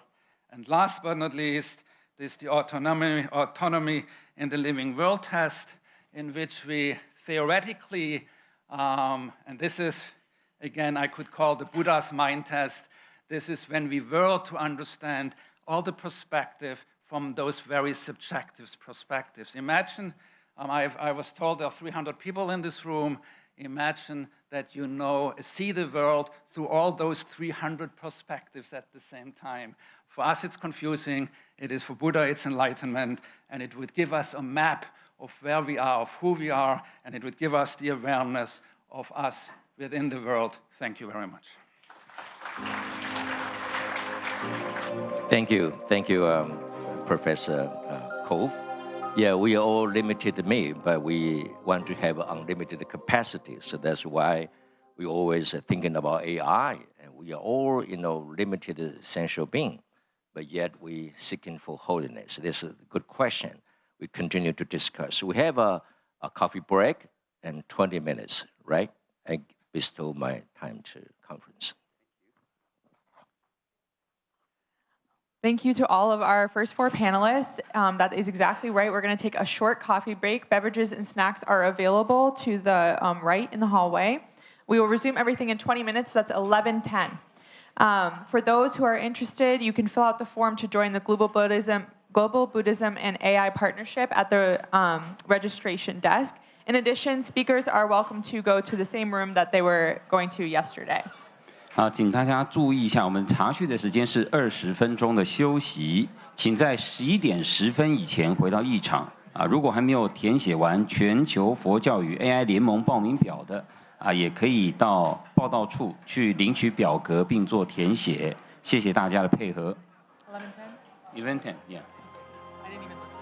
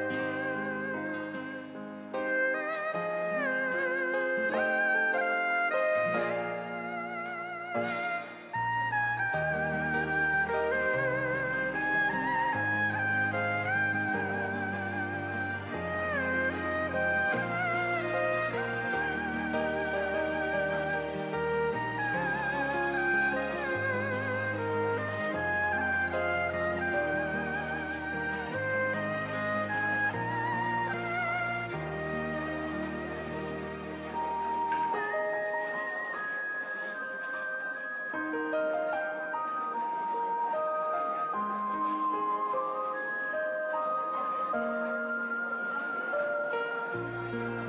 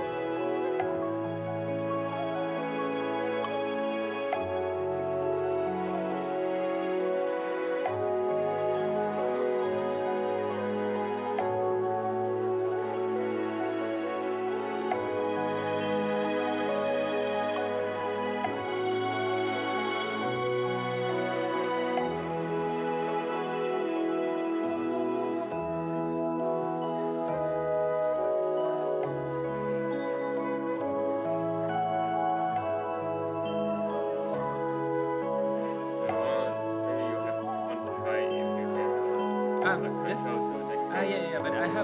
haven't coupled yet. I have to couple with my iPad. Oh, you haven't come in? Yeah, Oh, okay. I forgot. Because usually I use my other iPad. So maybe it's okay. Okay, Maybe it's leave it fine. in. Maybe it's automatic. Wait. Yeah, sorry. So it works. Yeah. Okay, let's try this. Okay. Here or here? Yeah, it's good. Yeah, this is the only long transition. Yeah. Okay, let me try the other transition. Like this. 1, 2, 3. Or let me try a bit further just to be safe.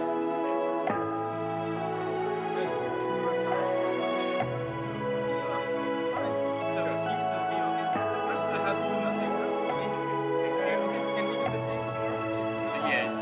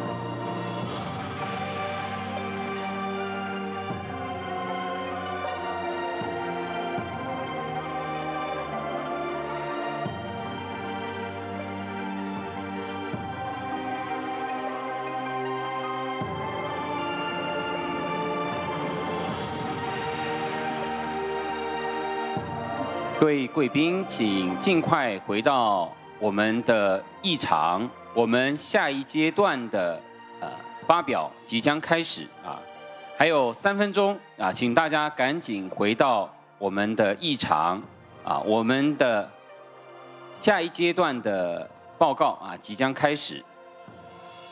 Please return to your seat. Next panel will begin within 3 minutes. Thank you.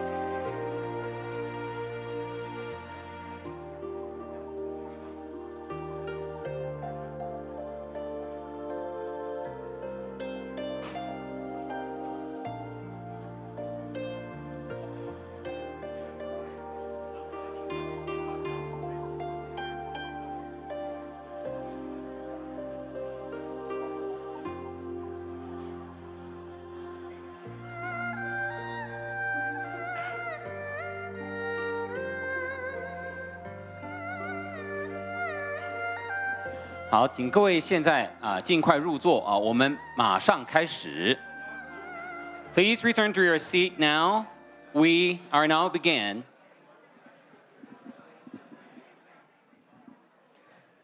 Okay, everyone, thank you for your attendance. We will move to the next section. We have another speaker. Let's welcome the 5th panelist, Dr. Zheng Kaiyuan, a professor at the National Yangming Jiaoda University with a specialty in philosophy of language and mind and metaphysics. And he's also specialized in Zhuangzi philosophy. And Dr. Zheng Kaiyuan is going to present to us. I hope that you can be all quiet at this moment to attend the further discussion of our panel. And the title for Zheng Kaiyuan is The Body and the Brain in a Selfless Mindfulness Practice, of the Zhuangzi. Let's welcome Dr. Zheng Haiyuan. Thank you.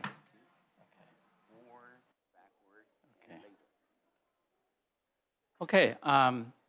Thank you for the organizers for the invitation. It's great to be here. And we all know that Zhuangzi is a great Taoist philosopher in the warring state of China. But let me first explain a little bit why Zhuangzi in a conference on Buddhism, consciousness, and AI, why I'm here. I think Zhuangzi has proposed a no-self thesis and emphasized the importance of the practice of meditation, similar to Buddhism, but has received relatively little rational reconstruction. And I aim to offer one here. In Taoism and Buddhism, they are two of the main cornerstones in the Chinese and Asian intellectual traditions. And in the age of AI, it's probably better to take at least two great traditions to react to it. Okay. And there are two routes to no-self in Zhuangzi, from what I can see. One is the philosophical discovery of no-self, and it's a thesis that self, as a persistently existing thing in the mental realm, does not exist. And second is the meditative practice of experiencing no-self. And highly skillful performance of which meditation is a supreme version comes close to Tao in the view of Zhuangzi.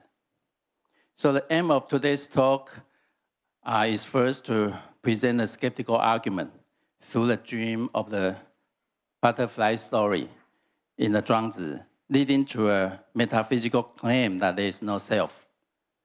And second is to show how meditation as a surpassing form of skill leads to an experiential state of no self. And third is to illustrate how the body, brain, and environment are intricately involved in a state of no self on a textual and neuroscientific basis. So part one on the logical no self, or knowing that there is no self.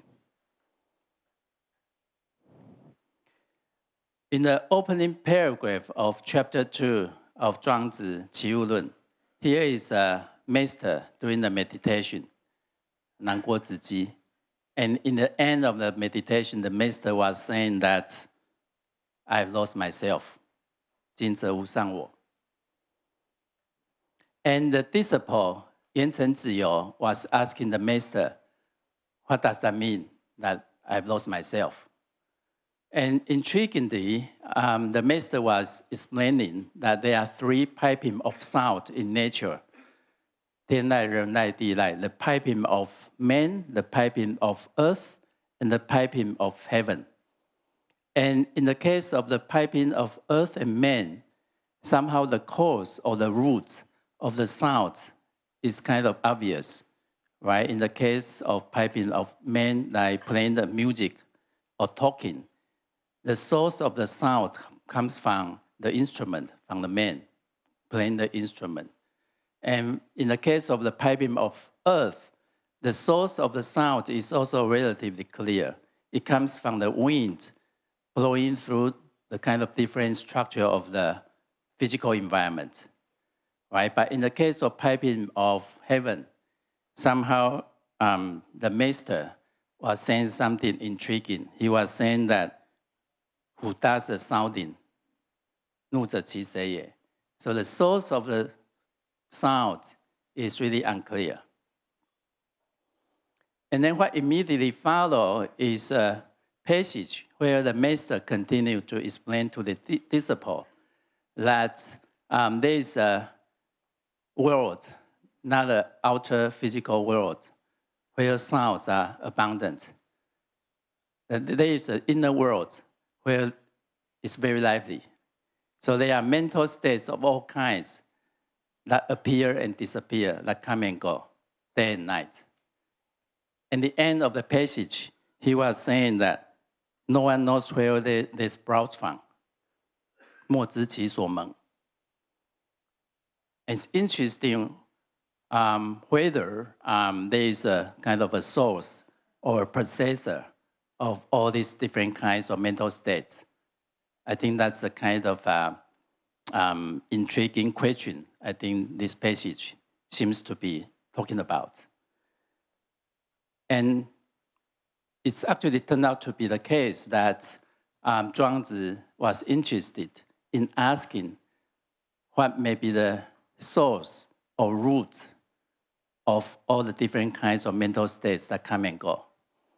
So here is a passage that immediately follows, saying that without them, without those mental states, we would not exist. And without us, they will have nothing to take hold of. And this comes close to the matter, but I do not know what makes them the way they are. It would seem as though they have some true master, Zhenzai. And yet I find no trace of him. He can act like he's certain, but I cannot see his form. He has identity, but no form. And he continued to say that it would seem as though there must be some true Lord, similar to true master, Zhenjun, among them. But whether I succeed in discovering his identity or not, it neither adds to nor detracts from his truth or reality. So here, I take this passage. I mean, it's very, very profound and very intriguing.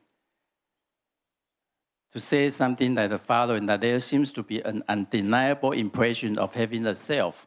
I take the true master as some kind of self in one's conscious mental realm, but what is the nature of a self? Right? In the passage, Zhuangzi appears to affirm the reality of a true master or a self in my reading. But I think he's really more puzzled about its nature. And does Zhuangzi offer a further kind of answer to what the nature of a self or true master is? And here is my reading. It's the last step of the skeptical argument. And it's the Dream of the Butterfly story, 庄周梦蝶. And it's a story that I think probably all of you have heard about the story.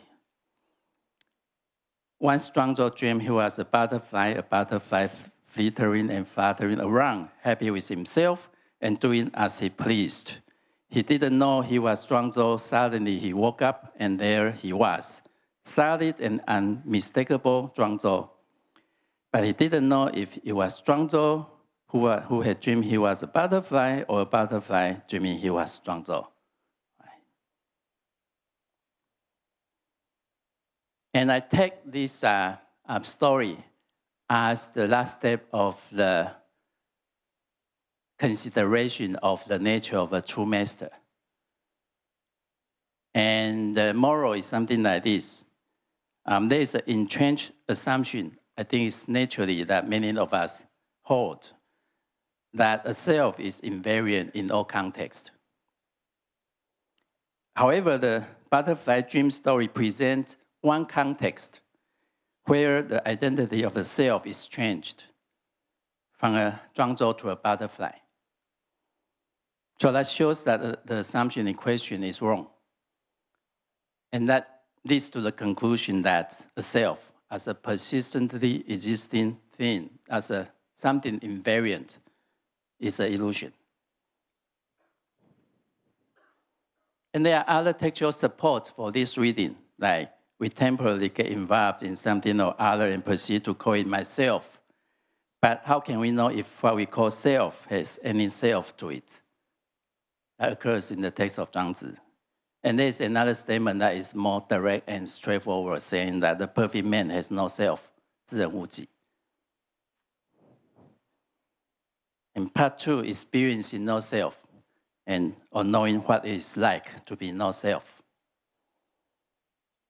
And there is an extraordinary experience in a highly skillful performance, such as what is described in the story of cutting oxen, like 庖丁解牛. So Kuding described his skill, his extraordinary skill, saying that what I care about is the Tao, which goes beyond skill, 道经无己. And I take this as showing that Zhuangzi placed the status of skill as very high, as something close to Tao. And in the process of performing such a highly skillful practice, it was described that, and now I go at it by spirits, but don't look with my eyes. Perception and understanding have come to a stop, and spirit moves where it wants. And the spirits, I think, does not refer to some kind of ghostly experience, but really it refers to some kind of flow experience. And there is obviously some kind of dynamic coupling process that goes on between the crook and the ox. So for example, he described that there are spaces between the joints and the blade of the knife has really no thickness. If you insert what has no thickness into such spaces, then there is plenty of room, more than enough for the blade to play about it. And after the Cook-Din finished the dissecting, he was describing that I stand there holding the knife and look all around me, completely satisfied and reluctant to move on, showing that there's some kind of self-body environment resonance of the cook. So after watching this performance, Lord Wen Jun was making the comment that I've heard the words of Cook-Din and learned how to care for life. So highly skillful performance like this is key to well-being. And I take the moral of Cook-Din as saying something that in a highly skillful body-involving performance, such as dissecting an ox, a dynamic resonance between the person and the surrounding environment is achieved, where sensation and cognition are dropped out. And meditation practice, which is abundant in the text of Zhuangzi, such as the sitting and forgetting practice, is something similar to performing a skill. So in the dialogue between Yan Hui and Confucius, a kind of fictional dialogue in the text of Zhuangzi, Yan Hui was doing the sitting and forgetting practice, and he was saying that I've forgotten benevolence and righteousness, and then I've forgotten rights and music, that amounts to some kind of social norms. So the kind of practice is described as I can sit down and forget everything. And then Confucius was asking what the practice is about. So Yan Hui said, I smash up my limbs and body, drive out perception and intellect, cast off form, do away with understanding, and make myself identical with the great thoroughfare. 堕肢体去聪明，离心去智，通一大同。It's kind of the non-dual awareness in meditation that Professor Northrop was talking about. And there is another practice called the facing of the mind, 心在. And in the practice,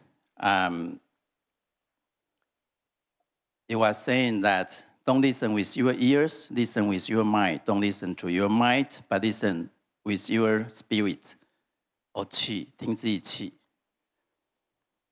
And in this listening to qi practice, emptiness is the key. He said emptiness is the facing of the mind. And what does emptiness involve? The following passage gives us some clue.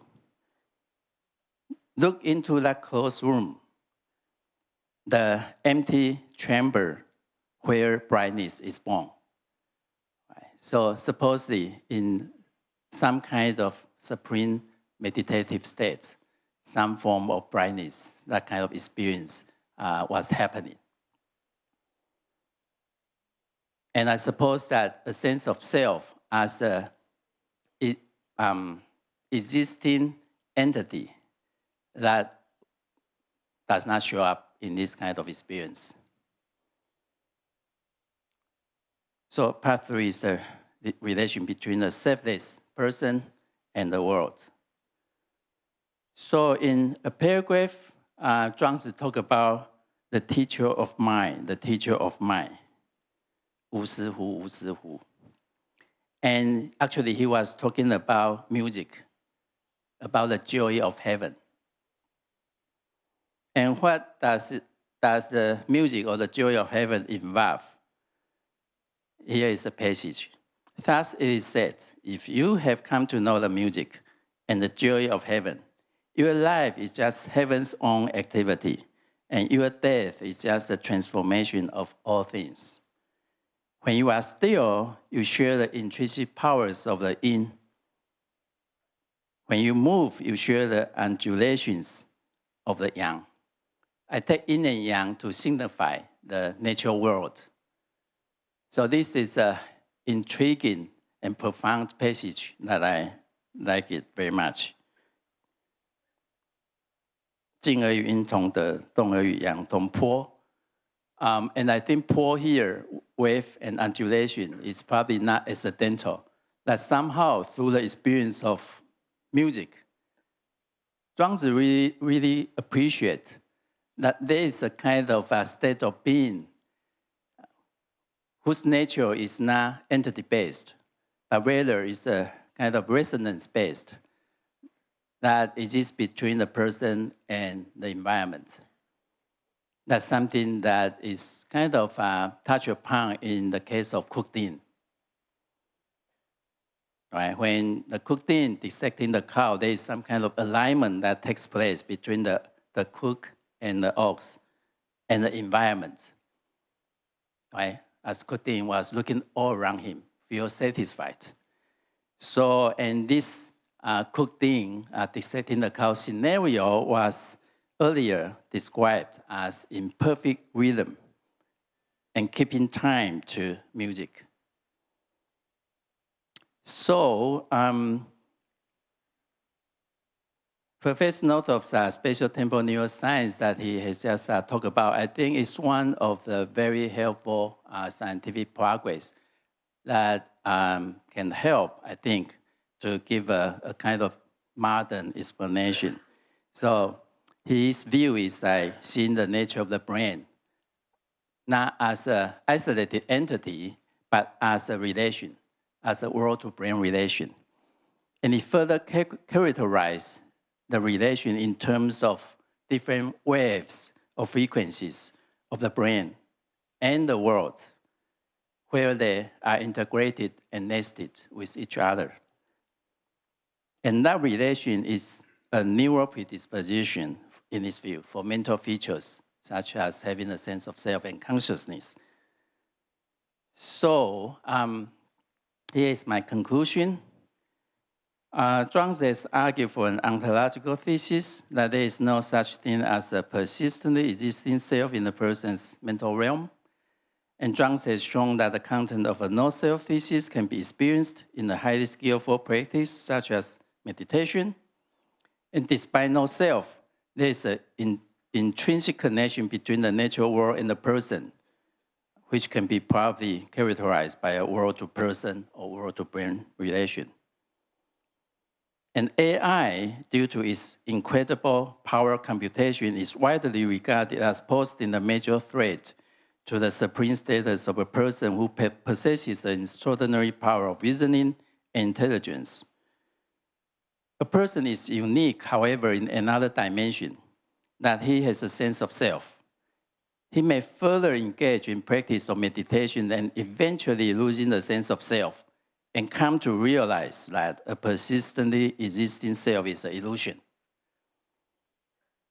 And it's very unlikely that AI can engage itself in meditation in which it can lose a sense of self, since AI does not seem to have a sense of self to begin with. What it is to be a person equipped with a sense of self is a possession of, if we use Northoff's work, neural predisposition characterized as a world-to-person or world-to-brain relation, or embodiment or embedded relation. So unless it's demonstrated how AI can be built in such a way that is intrinsically connected to the world instead of possessing the powerful capacity of computation, it's unclear how AI can possess a sense of self and eventually realizing that self is an illusion. So in this regard, AI has not yet challenged the unique status of being a person. Okay, so thank you.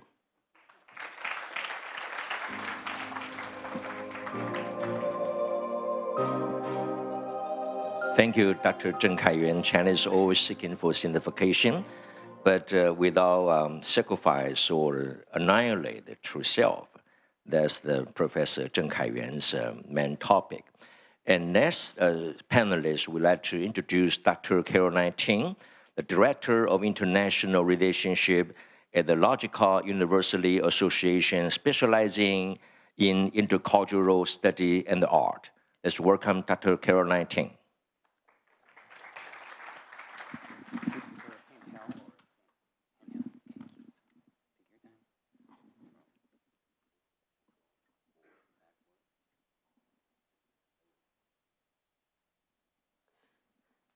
First of all, I would like to thank so much Venerable Ifa for this very kind invitation and for all this wonderful team and these wonderful scholars here with whom I'm learning so much. So I would like to, other than express my gratitude, dedicate this talk to Professor Robertson's mother, because this talk is about the visions of afterlife.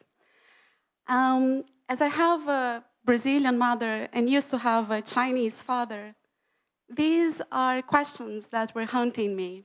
What happens in afterlife throughout these different traditions and cultures?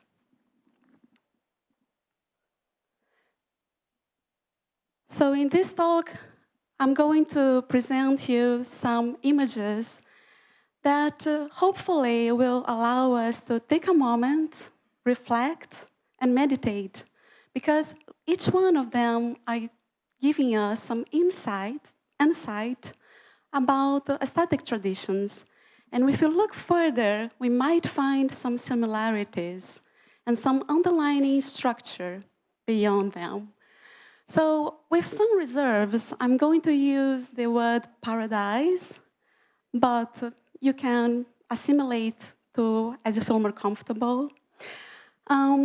Paradise from the Greek paradeisos, which means beyond this enclosed garden or park. And it can be attached to several cultural concepts, as you all know.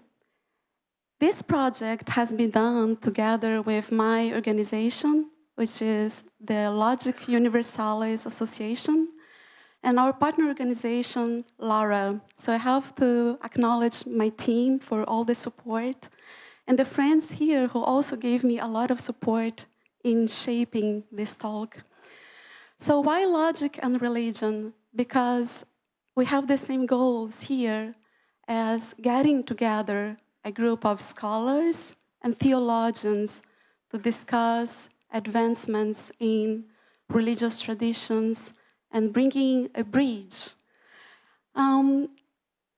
So how do we imagine paradisiac or heavenly structures? How can we understand? How can we conceptualize? So we have seen throughout these examples so far a lot of concentric circles, and I would like you to keep these in mind and take the moment also to look how the AI, when I use, for instance, Midjourney, but you can use any other tool. In this case, I asked for logic structures of the paradise. So AI gave me a lot of these concentric circles. It might be explaining us what is the underlying structure throughout these examples in art history. So which are these images created by artificial intelligence, and what can we learn from them? And other variations here. So we know that AI is collecting data throughout our traditions, which are these religious traditions, mythologies, tales, and legends that these compositions approach? So I took here some examples that you're all familiar to, like the Temple of Heaven, and we can see these concentric circles and the square together. It seems that exists some underlying unity. So even in Taj Mahal in Agra, we see that we have the heavenly realm represented by the white building and the earthly realm represented by the brown building. And the idea of symmetry seems to be also an underlying unity throughout us. And also, it is used, the golden ratio that you all know, to build this architectural plan. I forgot to mention that I work as a professor here in Taiwan at the Department of Design with a group of urban designers and architects. So this is also part of our study. I don't want to be limited to geometric shapes, so I'm going to give you other examples as well. This one, for instance, of Hieronymus Bosch, of the Garden of Earthly Delights, also represented paradise. But we also have other ideas that could be not only garden, but mountains of immortals, as we had this exhibition here, the Taiwan's National Palace, or islands in this Luther Bible in the 16th century, or grow to heavens, or it may be not a place, maybe a state of mind, like enlightenment or moksha. So these illustrations, generated by artificial intelligence or art history, they might help us reflect which patterns are most widely present in our ordinary imagery, which are more often observed, and which are neglected. And in our previous talks, the professors have explained here how diffusion models work, turning data into noise, and they explained how the machine is trained to reverse the process as well, and to create new images. So thank you so much for these explanations so far. So I can move forward and take more time to talk about the diffusion models in the structures in art. So for instance, here in the Christian tradition, I'm taking the most iconic and most diffused models that we have here. For instance, the east doors of the paradise. And we know that these doors, they are the landmark for the Renaissance traditions, right? This competition to make the doors of paradise. And we have, again, here the concentric circles for this baptistry in Florence. And even the mechanism, we have the Chinese Machinean diagram of the universe, something similar as well. So we can take a look and contemplate these beautiful images created by all these artisans. In Islam as well, we can see this 19th century Persian miniature depicting the artisans' impressions of heaven. So these geometric circumscriptions that we see since the Neolithic period, they might give us some explanations in something that may be underlying human and can connect us. And we see the diagrams of cosmos and the wheels of existence, in which we have the center and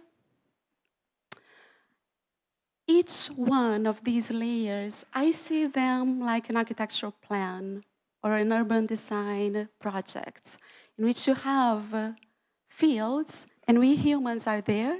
We are the only ones who can achieve nirvana, right? And although AI cannot achieve enlightenment, it can help us to contemplate, to meditate, and to experience the sacred. So AI does not need to understand what is sacred in order to help us to have the experience of the sacred. So we have this plan here, our architectural plan, I'm going to call like this, because the way I see it is just like this sectional axiometric view, and this mausoleum, I'm going to ask you to look forward. Just like when you see the center of a tanka, take a look at this unit cell. So when you're passing through this kaiseri here, you may just not notice that this unit cell is telling us something about the worldview of this culture. And we have to take a look in how this unit cell is constructed. When you take the construction lines, it is just like a Penrose tile. 500 years before, Penrose discovered the Penrose tiles, right? So these artisans are asking us to look at this algorithm that they created that allows some shape to be infinitely grown.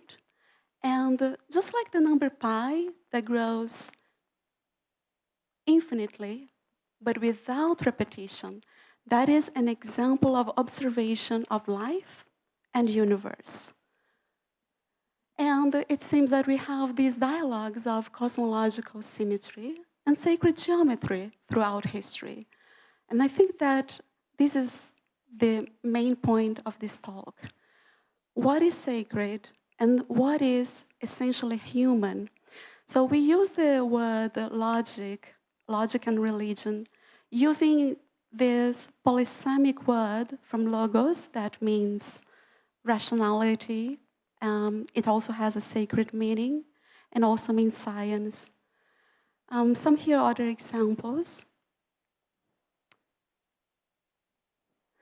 And this is the point that I want to make. I'm going to finish with this engraving by Albrecht Dürer, in which we have hidden there in the right up corner this magic square. So just like the previous examples here, Dürer, coming from a Platonic tradition, is trying to ask us to take a look on these shapes around us. And we have here an angel contemplating these geometric patterns and shapes. And Dürer did not know about the magic numbers in the Liu Shu, in the Chinese tradition. But again, it seems that there is some underlying unity that connects us. These magic squares, just like the other examples that we saw so far, the architectural examples, and the tankas and the beautiful paintings that we saw across different religions, they are asking us to see and to listen to their voices. Just like Victor Hugo claimed that architecture is a book written in stone, I would like to invite us to go through our lives, enter a museum, and contemplate and meditate in front of all these voices that are telling us what connect us all as humans. Thank you so much for being with me today.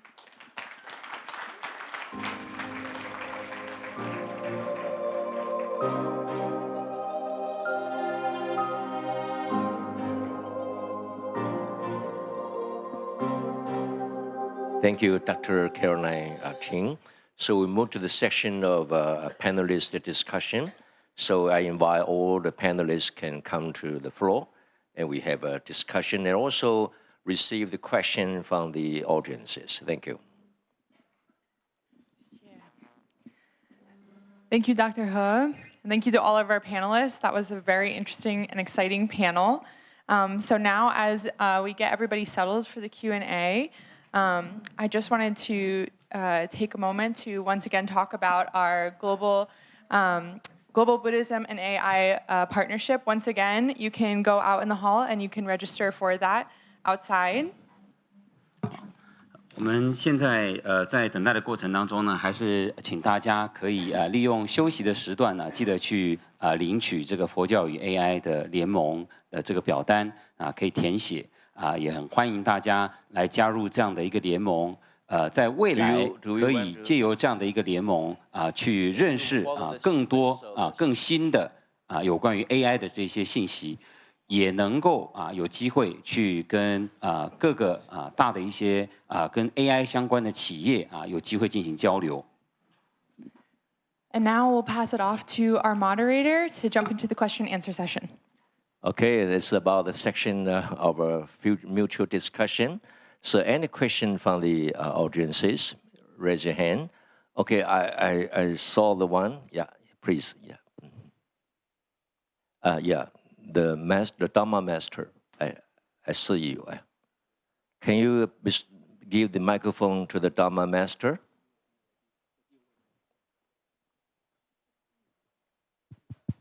I'd like to ask one question. Recently, due to AI, we have to revisit the human experience. Therefore, we'd like to see what kind of path can we return and revisit human experience and to avoid personalism. Normally, we are thinking to apply our personal experiences on the AI development and how the AI can relate to personal experiences and how these personal experiences can help the development of AI. I think that's his main question. Anyone want to answer that? Okay. Okay. In order to read experiences, you need to experience something yourself. It's through the resonance. Now I'm talking as a psychiatrist. And what you do as a psychiatrist and psychotherapist, you try to non-verbally resonate with the other person. And that shapes your verbal context. And remember my picture of the iceberg. That deeper layer, what Kai called world-brain, world-person relationship, that is lacking in AI. This alignment, yeah? When you listen to me and I make these movements, I can 100% guarantee that your brain will follow the rhythm of these movements. Incredible, yeah? You see exactly activity in that speed in which I'm doing this. AI is lacking that. And why your brain follows these movements, and then you try to decipher what I mean. And then you might even decipher better what I mean than I know by myself what I mean. Yeah? And that's amazing. That adaptive aligning capacity of our brain is lacking in AI. Okay, thank you, Northoff and Dr. Kove. I just would like to add that I think the only way AI can approach experiences is as data or as narratives. But you can think about what you want. A data analysis of ice cream or eating ice cream, right? So that's the difference, right? Is whether you have a narrative about an experience or a data analysis of experience, or whether you have that experience itself, and that's the difference. Okay, thank you, Dr. Kove, with the Kosaru. Yeah, so AI has no experiences. None of the systems that we now refer to as AI, so the large language models that we talked about, they're simply what Judy Bindel calls statistical parrots. They just sort of imitate human cognitive processing. They don't really have experiences because the experience involves intrinsic properties that only, so far as we know, only organisms have. So as I mentioned in my talk, referring to Stanislav Dehaene and his team, they recognized that while we made a huge advance in trying to build artificial neural networks that emulate the structure of the cognitive architecture of the human brain, we have no good grounds to think that the systems do anything other than simulate, and very poorly so, human cognitive function. So talk of AI having experiences, it's a moot point at this stage, and probably will be so for a long time. Okay, yeah. Northoff. What are the intrinsic features of experience? You mentioned that, I agree with it. So my point of view, and that's the message, is these spatial temporal features. Yeah, that's the common currency, as we say, between neuronal and mental and world, because that's what we share. So in the Western philosophy, always said, okay, there's some special property, some higher order property, self-awareness, self-reflection. I think, therefore I am. No, it's much more simple. It's non-verbal space and time. That's the way at least I try to deconstruct these features. Okay, thank you. And we have which one you want first? Okay, Professor Lin, and also Professor Gengqing will be next. Well, I have two small questions. First one is to Professor Zheng, and in your presentation, you provide a very strong ontological statement about Zhuangzi's theory of no self.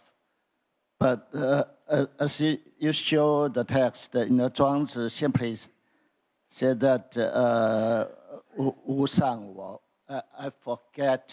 we should forget self, zhi ren wu ji. We should, let me use Heidegger's terminology. We should nothing in the self. That to me, nothingness of self. No self. Okay, so that could be taken as evolved grammatically. So that is the first question to Professor Zheng. And the second question, or second question is that is to Professor Khosrow. And in the beginning, it seems to raise the distinction between human and transhuman. And in the end, I'm not so sure your position, which part you take. So it seems try to. So I like to learn from you your idea about that distinction. Yeah. So I know that's a big question. Yeah, so that can bring us back to Nietzsche's idea down to postmodern, etc. Yeah. Okay. Thank you, Professor Lin. The first question addressed to Dr. Chen about the voidness of a self, the definition of Zhuangzi, or go to your understanding of Zhuangzi. So thank you for Professor Lin for the question. So my reading of the ontological no self in Zhuangzi, so it's really more like the claim that there is no such a kind of entity as a self. And I did not mention about other aspects of Zhuangzi, where actually talk about the idea of qi. And the idea of qi is very crucial in Zhuangzi's philosophy, but a kind of philosophical treatment of it is very a challenge. And actually, I try to do it in some of my work.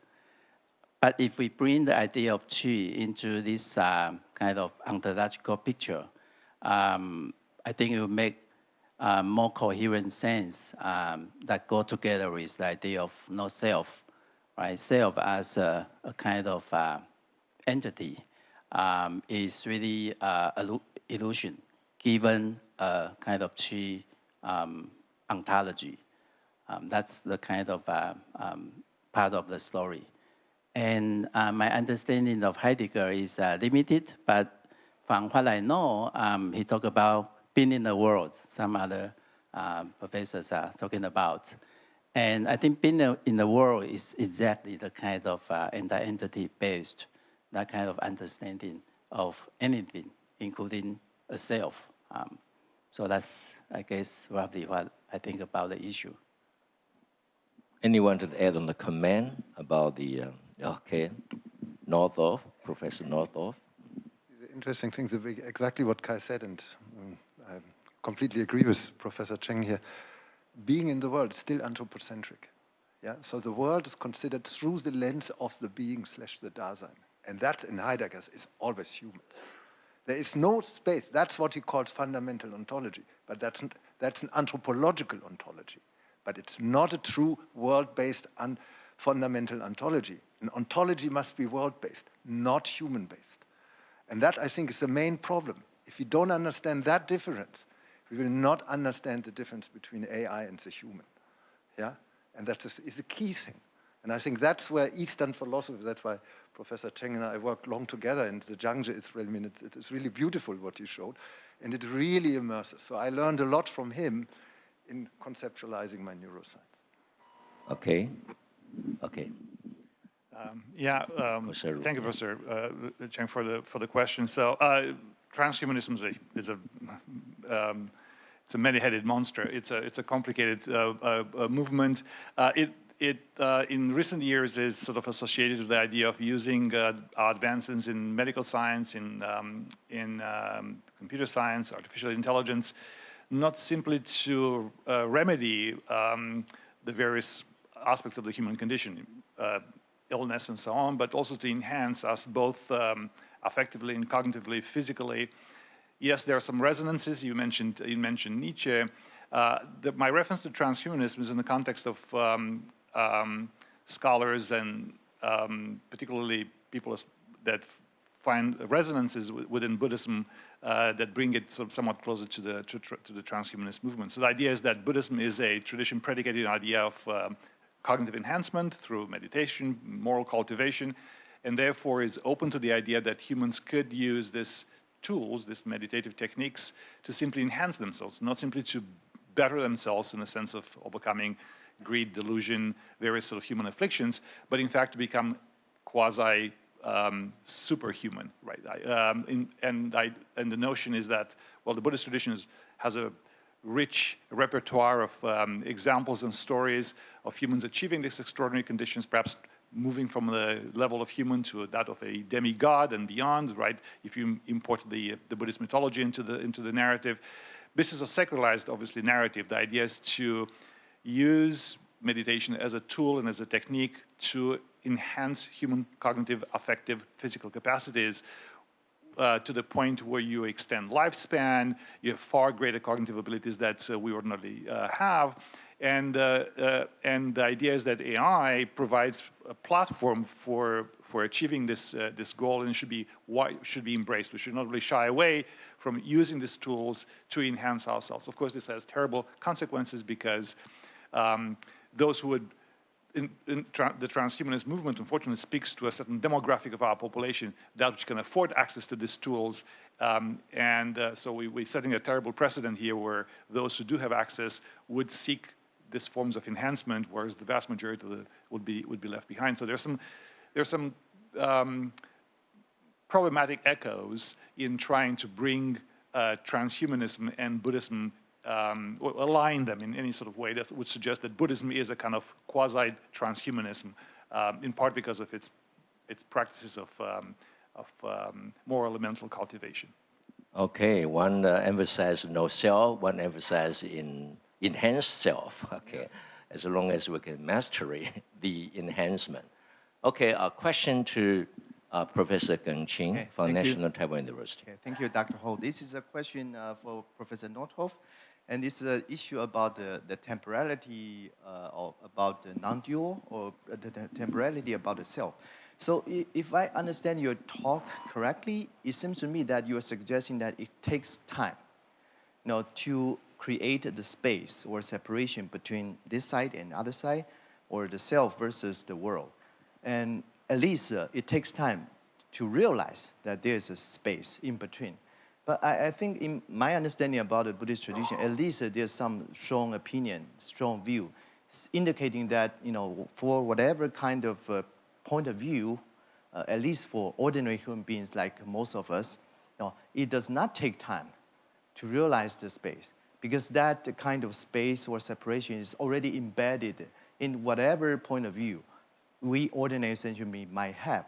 So I wonder if you can talk a little bit more about why it takes time to realize this space, and therefore a shorter neural duration would lead to a non-dual awareness. I'm not sure I hope I'm making some sense here. Okay, yeah. Dr. Nordhoff. Yeah, if I closer the microphone. Yes. Closer. Okay. I hope it's close enough.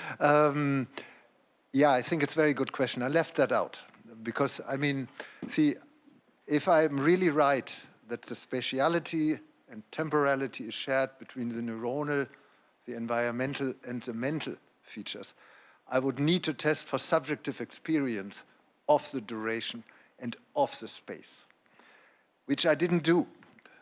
Is the next step. I'm planning that experiment next week here in Taiwan. So, and you're absolutely right. And the temporality here is sort of right at the border between conscious and unconscious. Yeah, so my experience, particularly with psychiatric subjects, only the very introspective one or the very good meditators, they're aware of that. In the same, I would argue, the speciality. You experience a difference in space between my space, my personal or peripersonal space, as in psychology and neuroscience, and the outer space. And based on the neuronal results, I would argue that the difference in the brain's space between the outer and the inner regions translates into a corresponding lack of personal and world space. That should be immersed. And that should then basically correlate with your degree of experience non-duality. Same for the temporal duration. And as I said, this is all work in progress, so forgive me if I'm incomplete.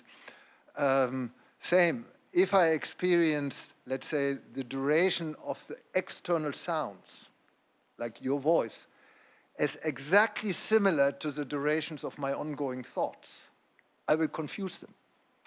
Then I become psychotic, schizophrenic. However, in meditation, it seems that they're balanced and I don't experience a difference anymore.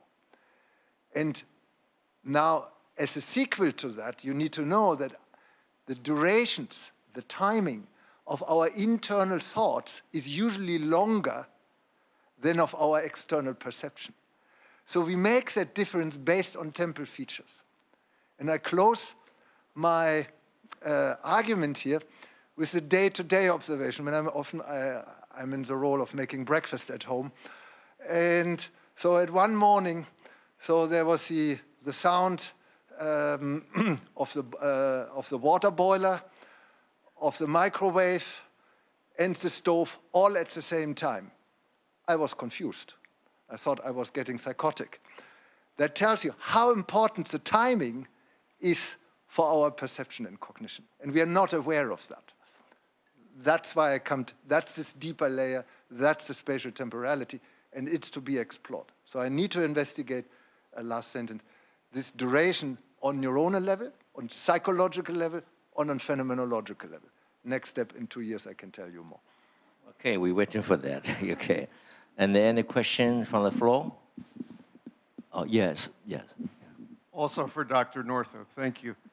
Two-part question, very brief. There are many kinds of meditation. For example, mantra meditation, breath-following meditation, and non-discriminative open awareness, which is what I practice.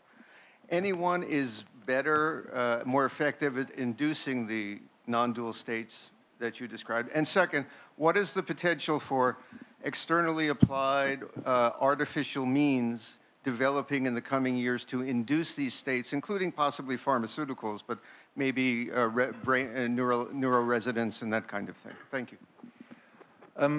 Yeah, two good questions. Try to be very short. So I consider meditation in a very wide... So first I distinguish between the experience of meditation and the induction of meditation. And I think that, remember, I had one slide where on the upper right, I had different forms of meditation, all converging into the non-dual state. So meaning all roads in the ancient Rome, they said, all roads lead to Rome. So I would say that they're shared phenomenological features, and I'm a runner.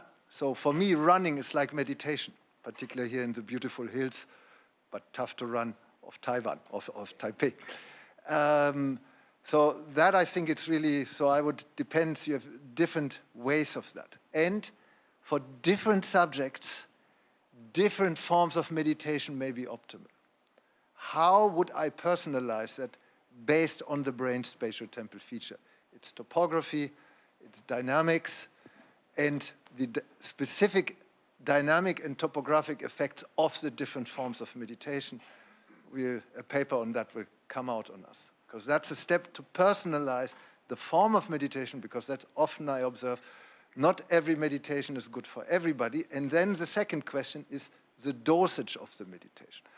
And the same principle, we are developing non-pharmacological therapies personalized for mental disorders. We have very successful, the breathing therapy, the breathing rate personalized, and it's very successful for anxiety. The same we do with music, and ultimately, if our computational models, and we use a lot of AI to simulate and model some of these topographic dynamic features, including their biochemical underpinnings, then we can also better personalize the drug therapy in mental disorders and other stimulation therapies. Thank you. Thank you, Professor Nordhoff. And that young man, yeah.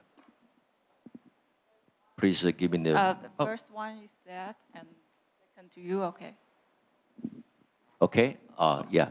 Okay, thank you everyone for your talks. They've been really, really interesting. And so just listening to Caroline Ting's presentation, where she mentioned the diffusion models that turn images into noise and then turn noise into images. Sorry, could you hear the first part? Okay. And then turn noise back into images. I couldn't help but think of Professor Cheng talking about the story of the master who sees the mountains and trees, initially as mountains as trees, then they are dissolved into not being mountains and trees, and then finally being reconstituted into really being mountains and trees again. I was wondering, is this process of dissolution and reconstitution possibly a worthwhile comparison to make in terms of the property of minds and our current limited capacity sort of diffusion models that we have? And just finally, to add to that, do you think there's a connection between that and like meditation on emptiness, looking at the body and the aggregates and those kinds of things as being maybe related? Thank you. Thank you. So the address to Caroline Ting. Thank you so much for your question. Regarding the issue of the dissolution and reconstitution of something, I think I'm going to start with a story that all of you guys are familiar to. For example, the paradox of the ship of Theseus. I think it's a good illustration about how we have an entity that may be dissolved or we may break into parts.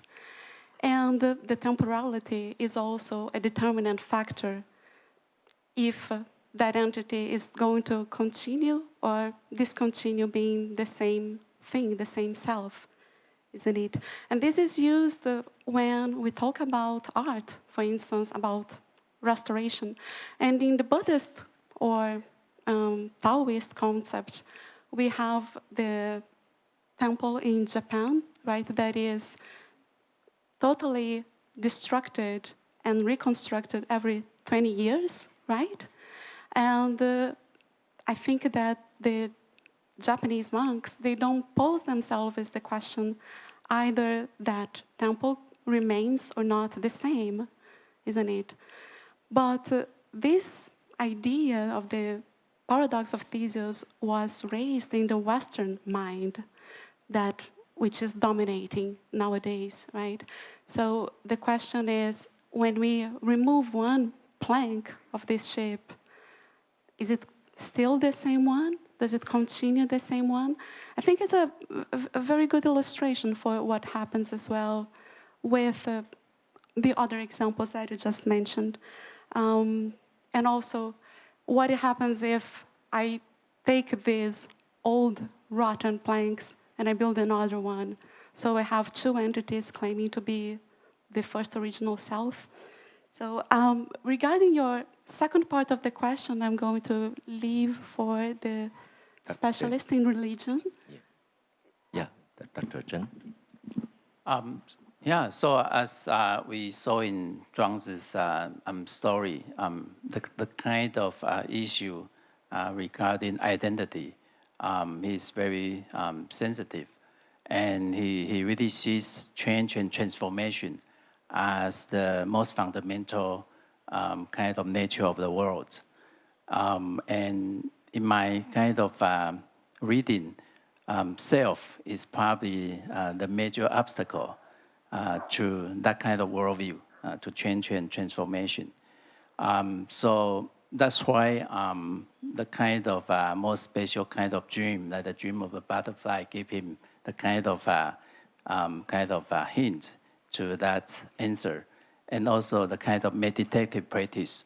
And once all this has been achieved, this kind of realization, I think it really comes back to reshape our situation in the world. So it will be more flexible and more resilient in terms of building and rebuilding things in the world. So that's, I don't know if that answers your question. Yeah, I think we've been discussing much about the self and the universal. And I think the Buddha denied the absolute being and also denied the absolute emptiness. Actually, this interdependence arising with the emptiness in nature. So I want to ask Professor Sharp, Professor Sharp. So define something about the Buddha's ideal, about the voidness. We've been discussed for nearly almost 20 minutes. So we want to produce something like insight for this self and emptiness, because Buddha followed the non-duality, right? So do you want to say something about that? Let me try this, and it's just going to bounce off some things that have already been said, but in a weird way. We all agree that time flows, right? Everybody experiences time moving. Does time move from past to present to future, or does it move from future to present to past? Anybody ever thought about this before? It's weird. Here's the answer. It depends what framework you're using.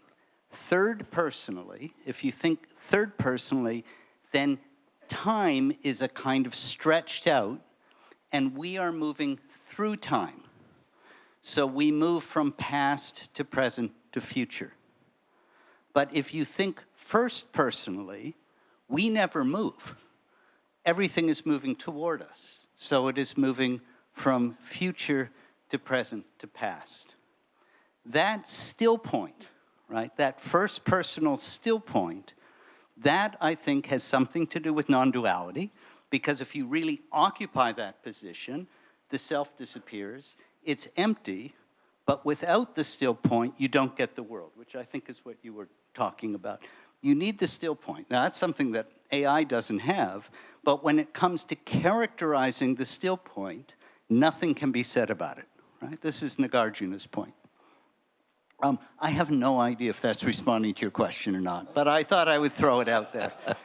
Well, I won't answer that because I'm the moderator. So, Kosaru, you have something to say. Yeah, just to briefly follow on the last point that Bob made and to respond to the question. So, yeah, and we also have to remember that the present is a species present. It has a horizon, as Professor Thompson mentioned yesterday. So it's stretched, the present moment. It's not an instant. The Buddhist tradition, of course, one of its metaphysical tenets is the principle of momentariness, Shanika Vada. But the Buddhists debated at length how long does a moment last. They could never really agree, so it's a purely speculative concept. It's a blink of an eye. It's maybe, a thousandth of a blink of an eye. That's a purely speculative concept. So time, as Professor Sharp said, it depends on how it depends on the framework that we adopt, the conceptual structure that we bring to bear on it. But I want to go back to the initial point that you raised about the aggregate model of self. So it seems to me that there is oftentimes a confusion when the Buddhist no-self view is invoked, because the idea is that if we take the self out of the picture, all we have is just the five aggregates. And sometimes philosophers read that, not just philosophers, many Buddhist scholars, both historically and today, adopt two models. One is the so-called aggregate model, right? That if I take the self out, all there is just the aggregates, the body, perception, sensations, and so on, consciousness. And there's no residue. There's really no self there, no person, nothing is left, hence mereological nihilism. But I want to put forward a view that's the view of the personalist traditions, which say that no, that we conceive ourselves on the basis of the aggregates, yet we are neither identical nor different from those aggregates.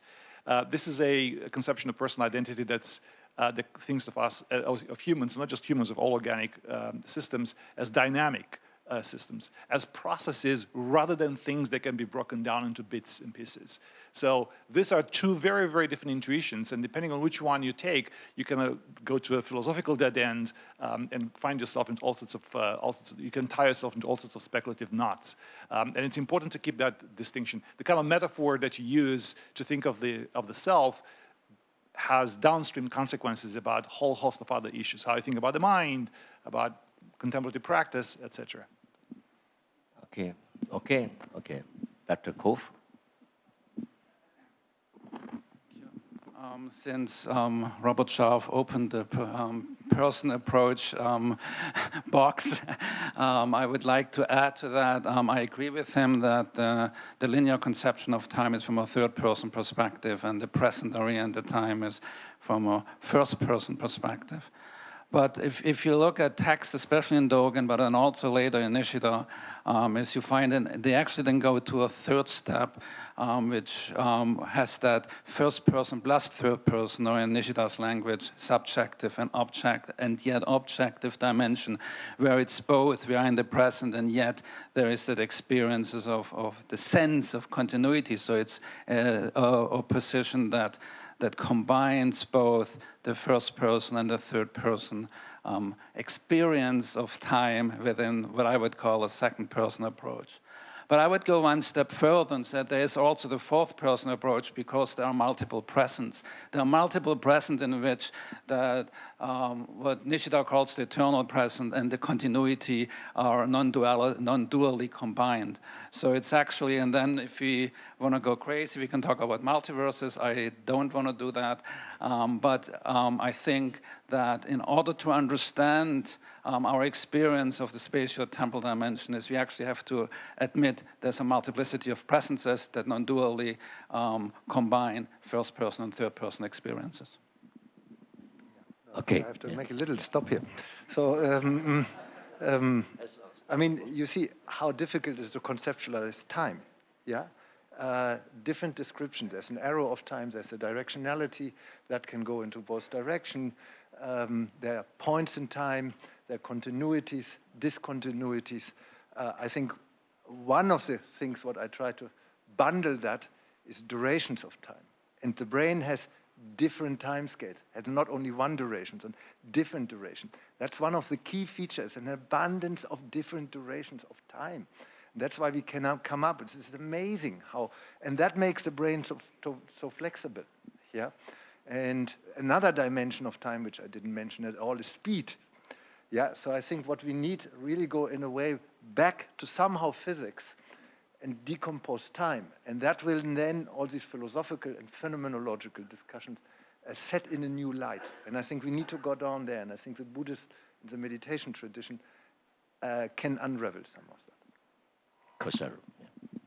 So this is a question for Professor Northrop here, since we have a neuroscientist on the stage. In the Buddhist tradition itself, and so there's a rich intramural debate about whether the concept of non-dual awareness or non-dual consciousness is actually conceptually coherent. So there are many arguments that Buddhists, particularly in the Madhyamaka tradition, put forward to argue that, in fact, consciousness is inherently intentional. It's about an object of its own, and therefore the idea of non-dual consciousness makes absolutely no sense. And so interesting arguments are being put forward. Those debates have continued into the modern era, and there's a rich contemporary literature that says that the concept of non-dual awareness and non-dual consciousness, it's not only is not conceptually coherent, but it also cannot be operationalized for doing empirical work, in part because we don't really know exactly what is meant by the concept, in part because to talk about non-dual awareness is to take out the subject-object duality, but at the same time, we invite the subjects to report on their experiences. So if we ask them to report on their non-dual experiences, there must be a residual minimal subject there. So what do you say to, say, people in the field, philosophers and scientists, to take issue with this idea that there is such a thing as a non-dual awareness and non-dual consciousness? Okay, Professor, okay. Okay. You will get my answer, but not the answer from a neuroscientist, but from a philosopher here. So, because this is really a key thing, what you say. So first, how do you consider non-duality? Do you consider it as an empirical concept, as an ontological concept, as an epistemological, or as a phenomenological concept? I strictly just restricted myself to phenomenological concept, pure experience, because I come from phenomenology. So that's the first thing. The second thing is, on which level are you talking? If you say that non-duality is conceptually incoherent because consciousness has an inbuilt pre-reflective self-awareness and an intentionality. Then you judge the non-duality from the upper part of the iceberg with certain presuppositions. And from those presuppositions, from the upper part of the iceberg, looking down on the lower, phenomenological lower, non-duality, then of course it looks conceptually incoherent. And I agree with that. So that's why that's why I'm radically, also philosophically, what I'm doing with spatial temporal ontology. I radically go to this lower part. You cannot judge the phenomenology / the experience of the lower part of the iceberg beneath the water with the conceptual and ontological and epistemological framework from the upper part of the iceberg. It's by default incoherent because this lower part really requires, from my point of view now, very personal, a different ontology and a different epistemology, of which the upper part are just in abstractions. Yeah? So, and I think these confusions, I really have to say, they're abundant in current philosophy of mind.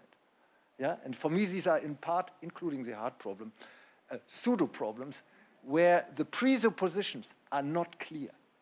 They're not explicated, they're just taken for granted. They're not, that's all I'm saying. Yeah. We can discuss this, hours and years, and so the Buddhists always say the really enlightened one is speechless. But since we are all lay persons, so if I have no self who is speaking, if I have self, where am I before I born and after I die? So this is always self and non-self is a coexistence. So let's go to the young gentleman's question. Okay. First of all, I want to thank all the speakers for their inspiring presentation. And I know we already have a lot of in-depth discussion on the consciousness. I still have a really fundamental question, is what is consciousness, and are there any formal definition of consciousness in the field of philosophy or neuroscience? Thank you. Want to answer? Okay, most philosophers of mind nowadays follow Thomas Nagel's definition. To be conscious is there being something it is like, and that's usually understood to entail two things. That there is, so the idea that there is something it is like suggests that there is a phenomenal dimension to consciousness. There is also a subjective dimension. So there is something it is like for a subject, and there is a subject for whom there is something it is like. So that's sort of a definition that's usually taken more or less at its face value. There are differences between pure reflective and reflective consciousness. There are higher order, same order theories. So there is sort of a maze of theoretical perspectives, and depending on where you find yourself on that theoretical spectrum, you're likely to operate with a different conception of consciousness. There are descriptive and there's metaphysical accounts. So unfortunately, I'm sorry to sell you short here, there is really no one definition that's agreed upon by all, but usually progress is being made by at least agreeing on a conceptual level. So it used to be the case that people used the term consciousness and meant different things by it. And so they got into all sorts of debates. Now we're able to put aside what we call now merely verbal disputes, where we use the same terms but we mean different things by them. And so we clarify what we mean by the terms, and then we proceed to actually have a proper substantive conversation. Okay, Dr. Kov. I would like to add to that. First, I want to start with a quote from Brooke Cyprian. The world seen from one perspective is coherent and incomplete. The world seen from all perspectives is incoherent and complete. And also to reiterate what Georg Nordhoff said is that we need multiplicity of approaches, we need multiplicity of perspectives. And then I'm going back to my last slide. I'm used from looking at sort of basic levels of consciousness. I think I developed those four-layered conception of consciousness, of intellect, of intentionality, of self-consciousness, and of embodied awareness. And again, you need at least all four, if not more of them together, or to asymptotically approach a more holistic conception. Or you pick one conception and then you have one method, one definition of consciousness. You can clearly study it, but you get an incomplete picture. So again, intellect, intentionality, self-consciousness, embodied awareness. Okay, north of. Very short, so that I keep within the 3 minutes indicated. I know, sorry for always mentioning you. You have a terrible job. Terrible question, sorry, because it's really difficult. So I think I would say, if you follow my iceberg metaphor, and for instance, Whitehead and also Kant sometimes makes a distinction between consciousness and experience. And I was always puzzled about that. I never understood this. And now, finally, where I do a little bit of neuroscience research, I sort of said, maybe it's really, remember my iceberg metaphor, I always come back to that. Maybe what we call the upper layer, above the iceberg is consciousness. That's really the typical Western tradition, intentionality, self-awareness. The pre-reflective self-awareness is basically the boundary of the water. And I would like to go deeper, as you saw, I like to go deep. I'm a German after all. And that's why I would probably set the notion of experience.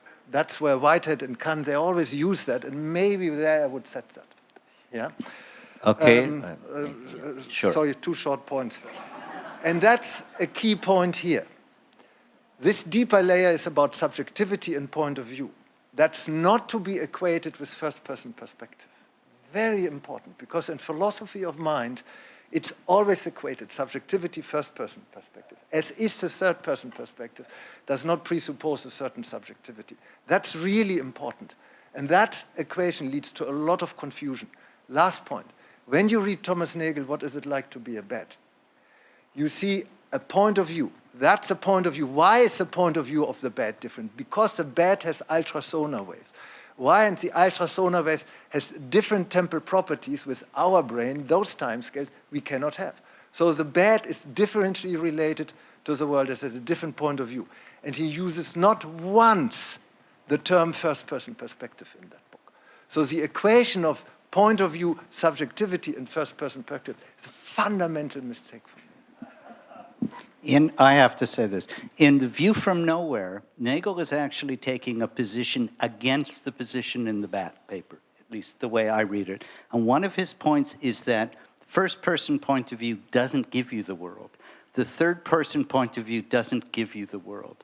It is the loop or the interaction between those two that gives you the world. I'm not defending that, but I'm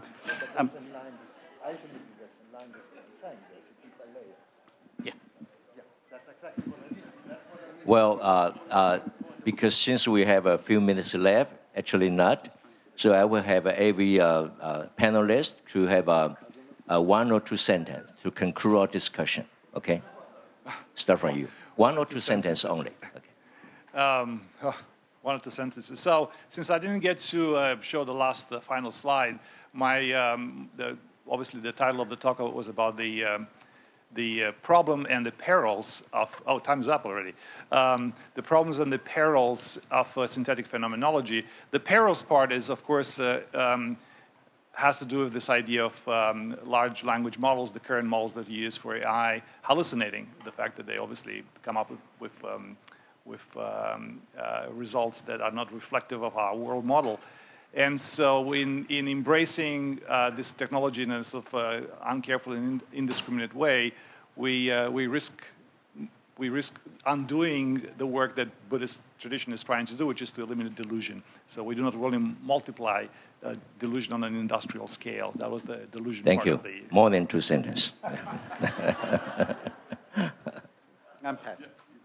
I will say, in talking about AI, it's in a context like this, it's hard not to raise issues of mind and consciousness. I'm personally presupposed to a Chan perspective in which, and I don't mean this trivially, but which mind is a koan. And koan not in the sense of it's unanswerable, but koan in the sense that it is a question that throws us back on itself, on ourselves, and is asking us to see something. Thank you. I think that the Eastern tradition, your Buddhist tradition, and also what Professor Cheng pointed out, the Zhang, that really highlights a deeper layer. And that deeper layer we need to understand. We barely have understood that in scientific terms. And if we understand that level, then we have a new view on AI, including the similarities and differences. Okay, thank you. I think the one mistake that we tend to make is that, and I include myself in that we think our one approach is the best approach. And I think that each approach gives us one aspect, expresses one aspect of reality, in this case of consciousness. But what we need is a multi-log of many approaches. Otherwise, we will always say, hey, I'm right, you're wrong. We will always get mistake the part for the whole. So multi-log of perspective, multi-log of methods, I think, is the way to go. Okay, thank you. So although machines cannot understand what is sacred, what is beauty, it can help us to understand the interconnectedness of our existence and what underlies us as humans. I think the world-person relation or Tian Ren He, the kind of key idea in Asian tradition, is really crucial.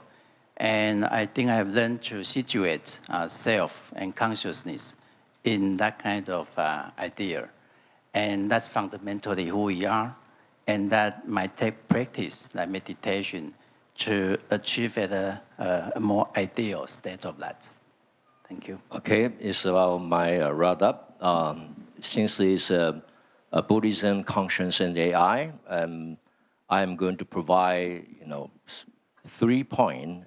I think it's a paradox and also a dilemma for this topic. If mind and matter are interconnected, and I still preside in this meeting, if mind and matter are interconnected, how can we say that AI is only computation or pantheism?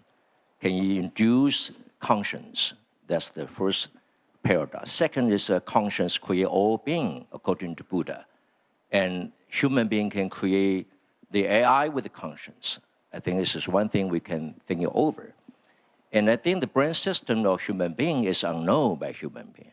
And how can AI can develop the unknown human brain? That's another paradox too. So some of them mentioned that AI may imitate the state of enlightenment. But until we reach that state of enlightenment, how can we know that AI provides the enlightenment state to us? I think this continue debating and also need to discuss. Thank you all. Thank you all your attention. Thank you to all of our panelists and our moderator. We're just going to ask the scholars to stay here and some of the other speakers to come up on stage for a quick photo before lunch. In the meantime, though, the rest of you can all head out to lunch. We're going to be back here at 1:30. Please be sure not to bring any food or drink back in here. And I'll just ask Davison to quickly also. Excuse me, we are going to have a group picture up there. Okay, no problem. 各位亲爱的贵宾们啊，我们现场呢现在有2件事情哦。第一件事情是你如果真的很饿的话，那我们现在在吉祥厅已经准备好便当，然后记得在1点半以前要回到我们的议场。那第二呢，就是你如果很想跟我们的主讲者啊，或者是我们的学者们一起合照的话，那请您再稍微坐一下啊。那慧明法师请上台。 麻烦一起上 ，OK。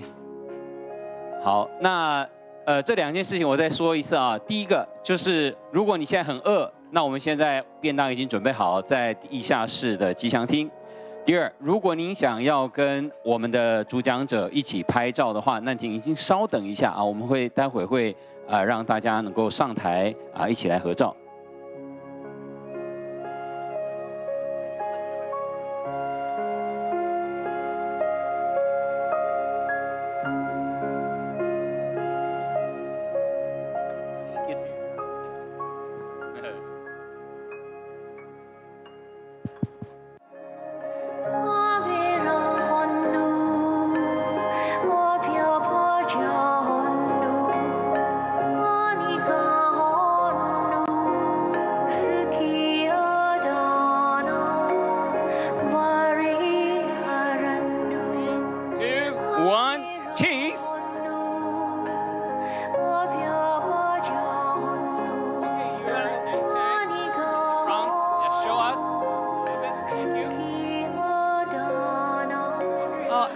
Everybody can just head up stage if they want to join.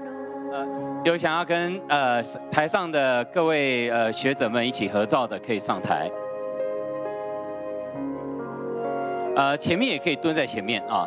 这个前面有，就是您的如果这个体积比较娇小一些的啊，您可以稍微坐在前面啊。请上台的时候不用推挤啊，我们慢慢来。中间这边后面还有位置，可以再往后面的方向看，还没有办法站。好，那我们可能分成2批好了哈。我们第一个先到这里，那我们现在台下这边先不上来，因为我们怕台上承重量啊，承重量我们不确定啊，待会整个塌了就麻烦了啊。We don't know how heavy we are on the stage, so we have to, for safety reason, now the first group. Okay, 3, 2, 1, cheese. Okay.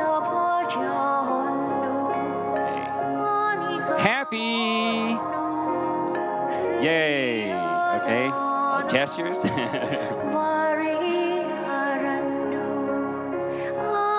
One more gesture. 再一个不一样的动作。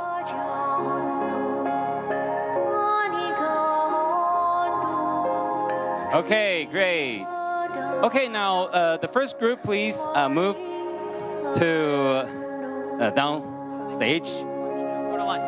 Go to lunch now. 啊，现在可以去吃饭哈，上来。那第2组的人等一下哦哈。The second group, wait. Okay. 1点半要回来，要记得哦。哦 ，Please come back 1:30 p.m. Thank you.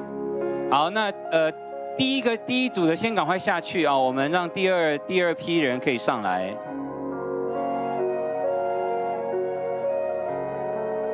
OK， 好，等一下我们好这边赶快先上来啊，我们从舞台的右手边上来啊，右手边上来，然后左边这边的话呢，等一下先好先上也可以了，因为这边左边没有很多人啊。OK， 请尽量往后面哈，请尽量往前走到最后面，因为你们这边都挤在右边的话，来，对，再过来另外一边。再到这个主席台这边啊，请再过来。一些人可以到主席台这边，这边还很空啊。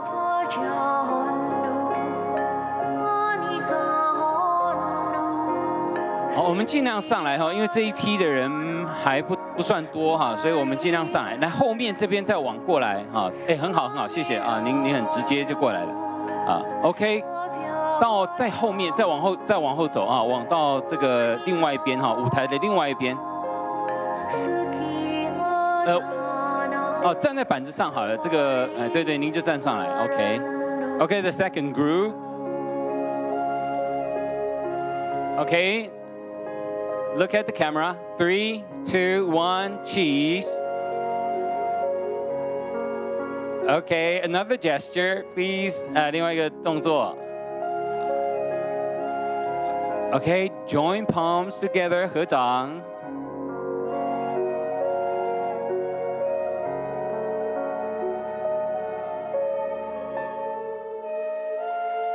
Okay, great. We're done here. Thank you. 1:30, please. 1:30 p.m. Please come back here. And now enjoy your lunch. 1点半回来哈，谢谢。Good.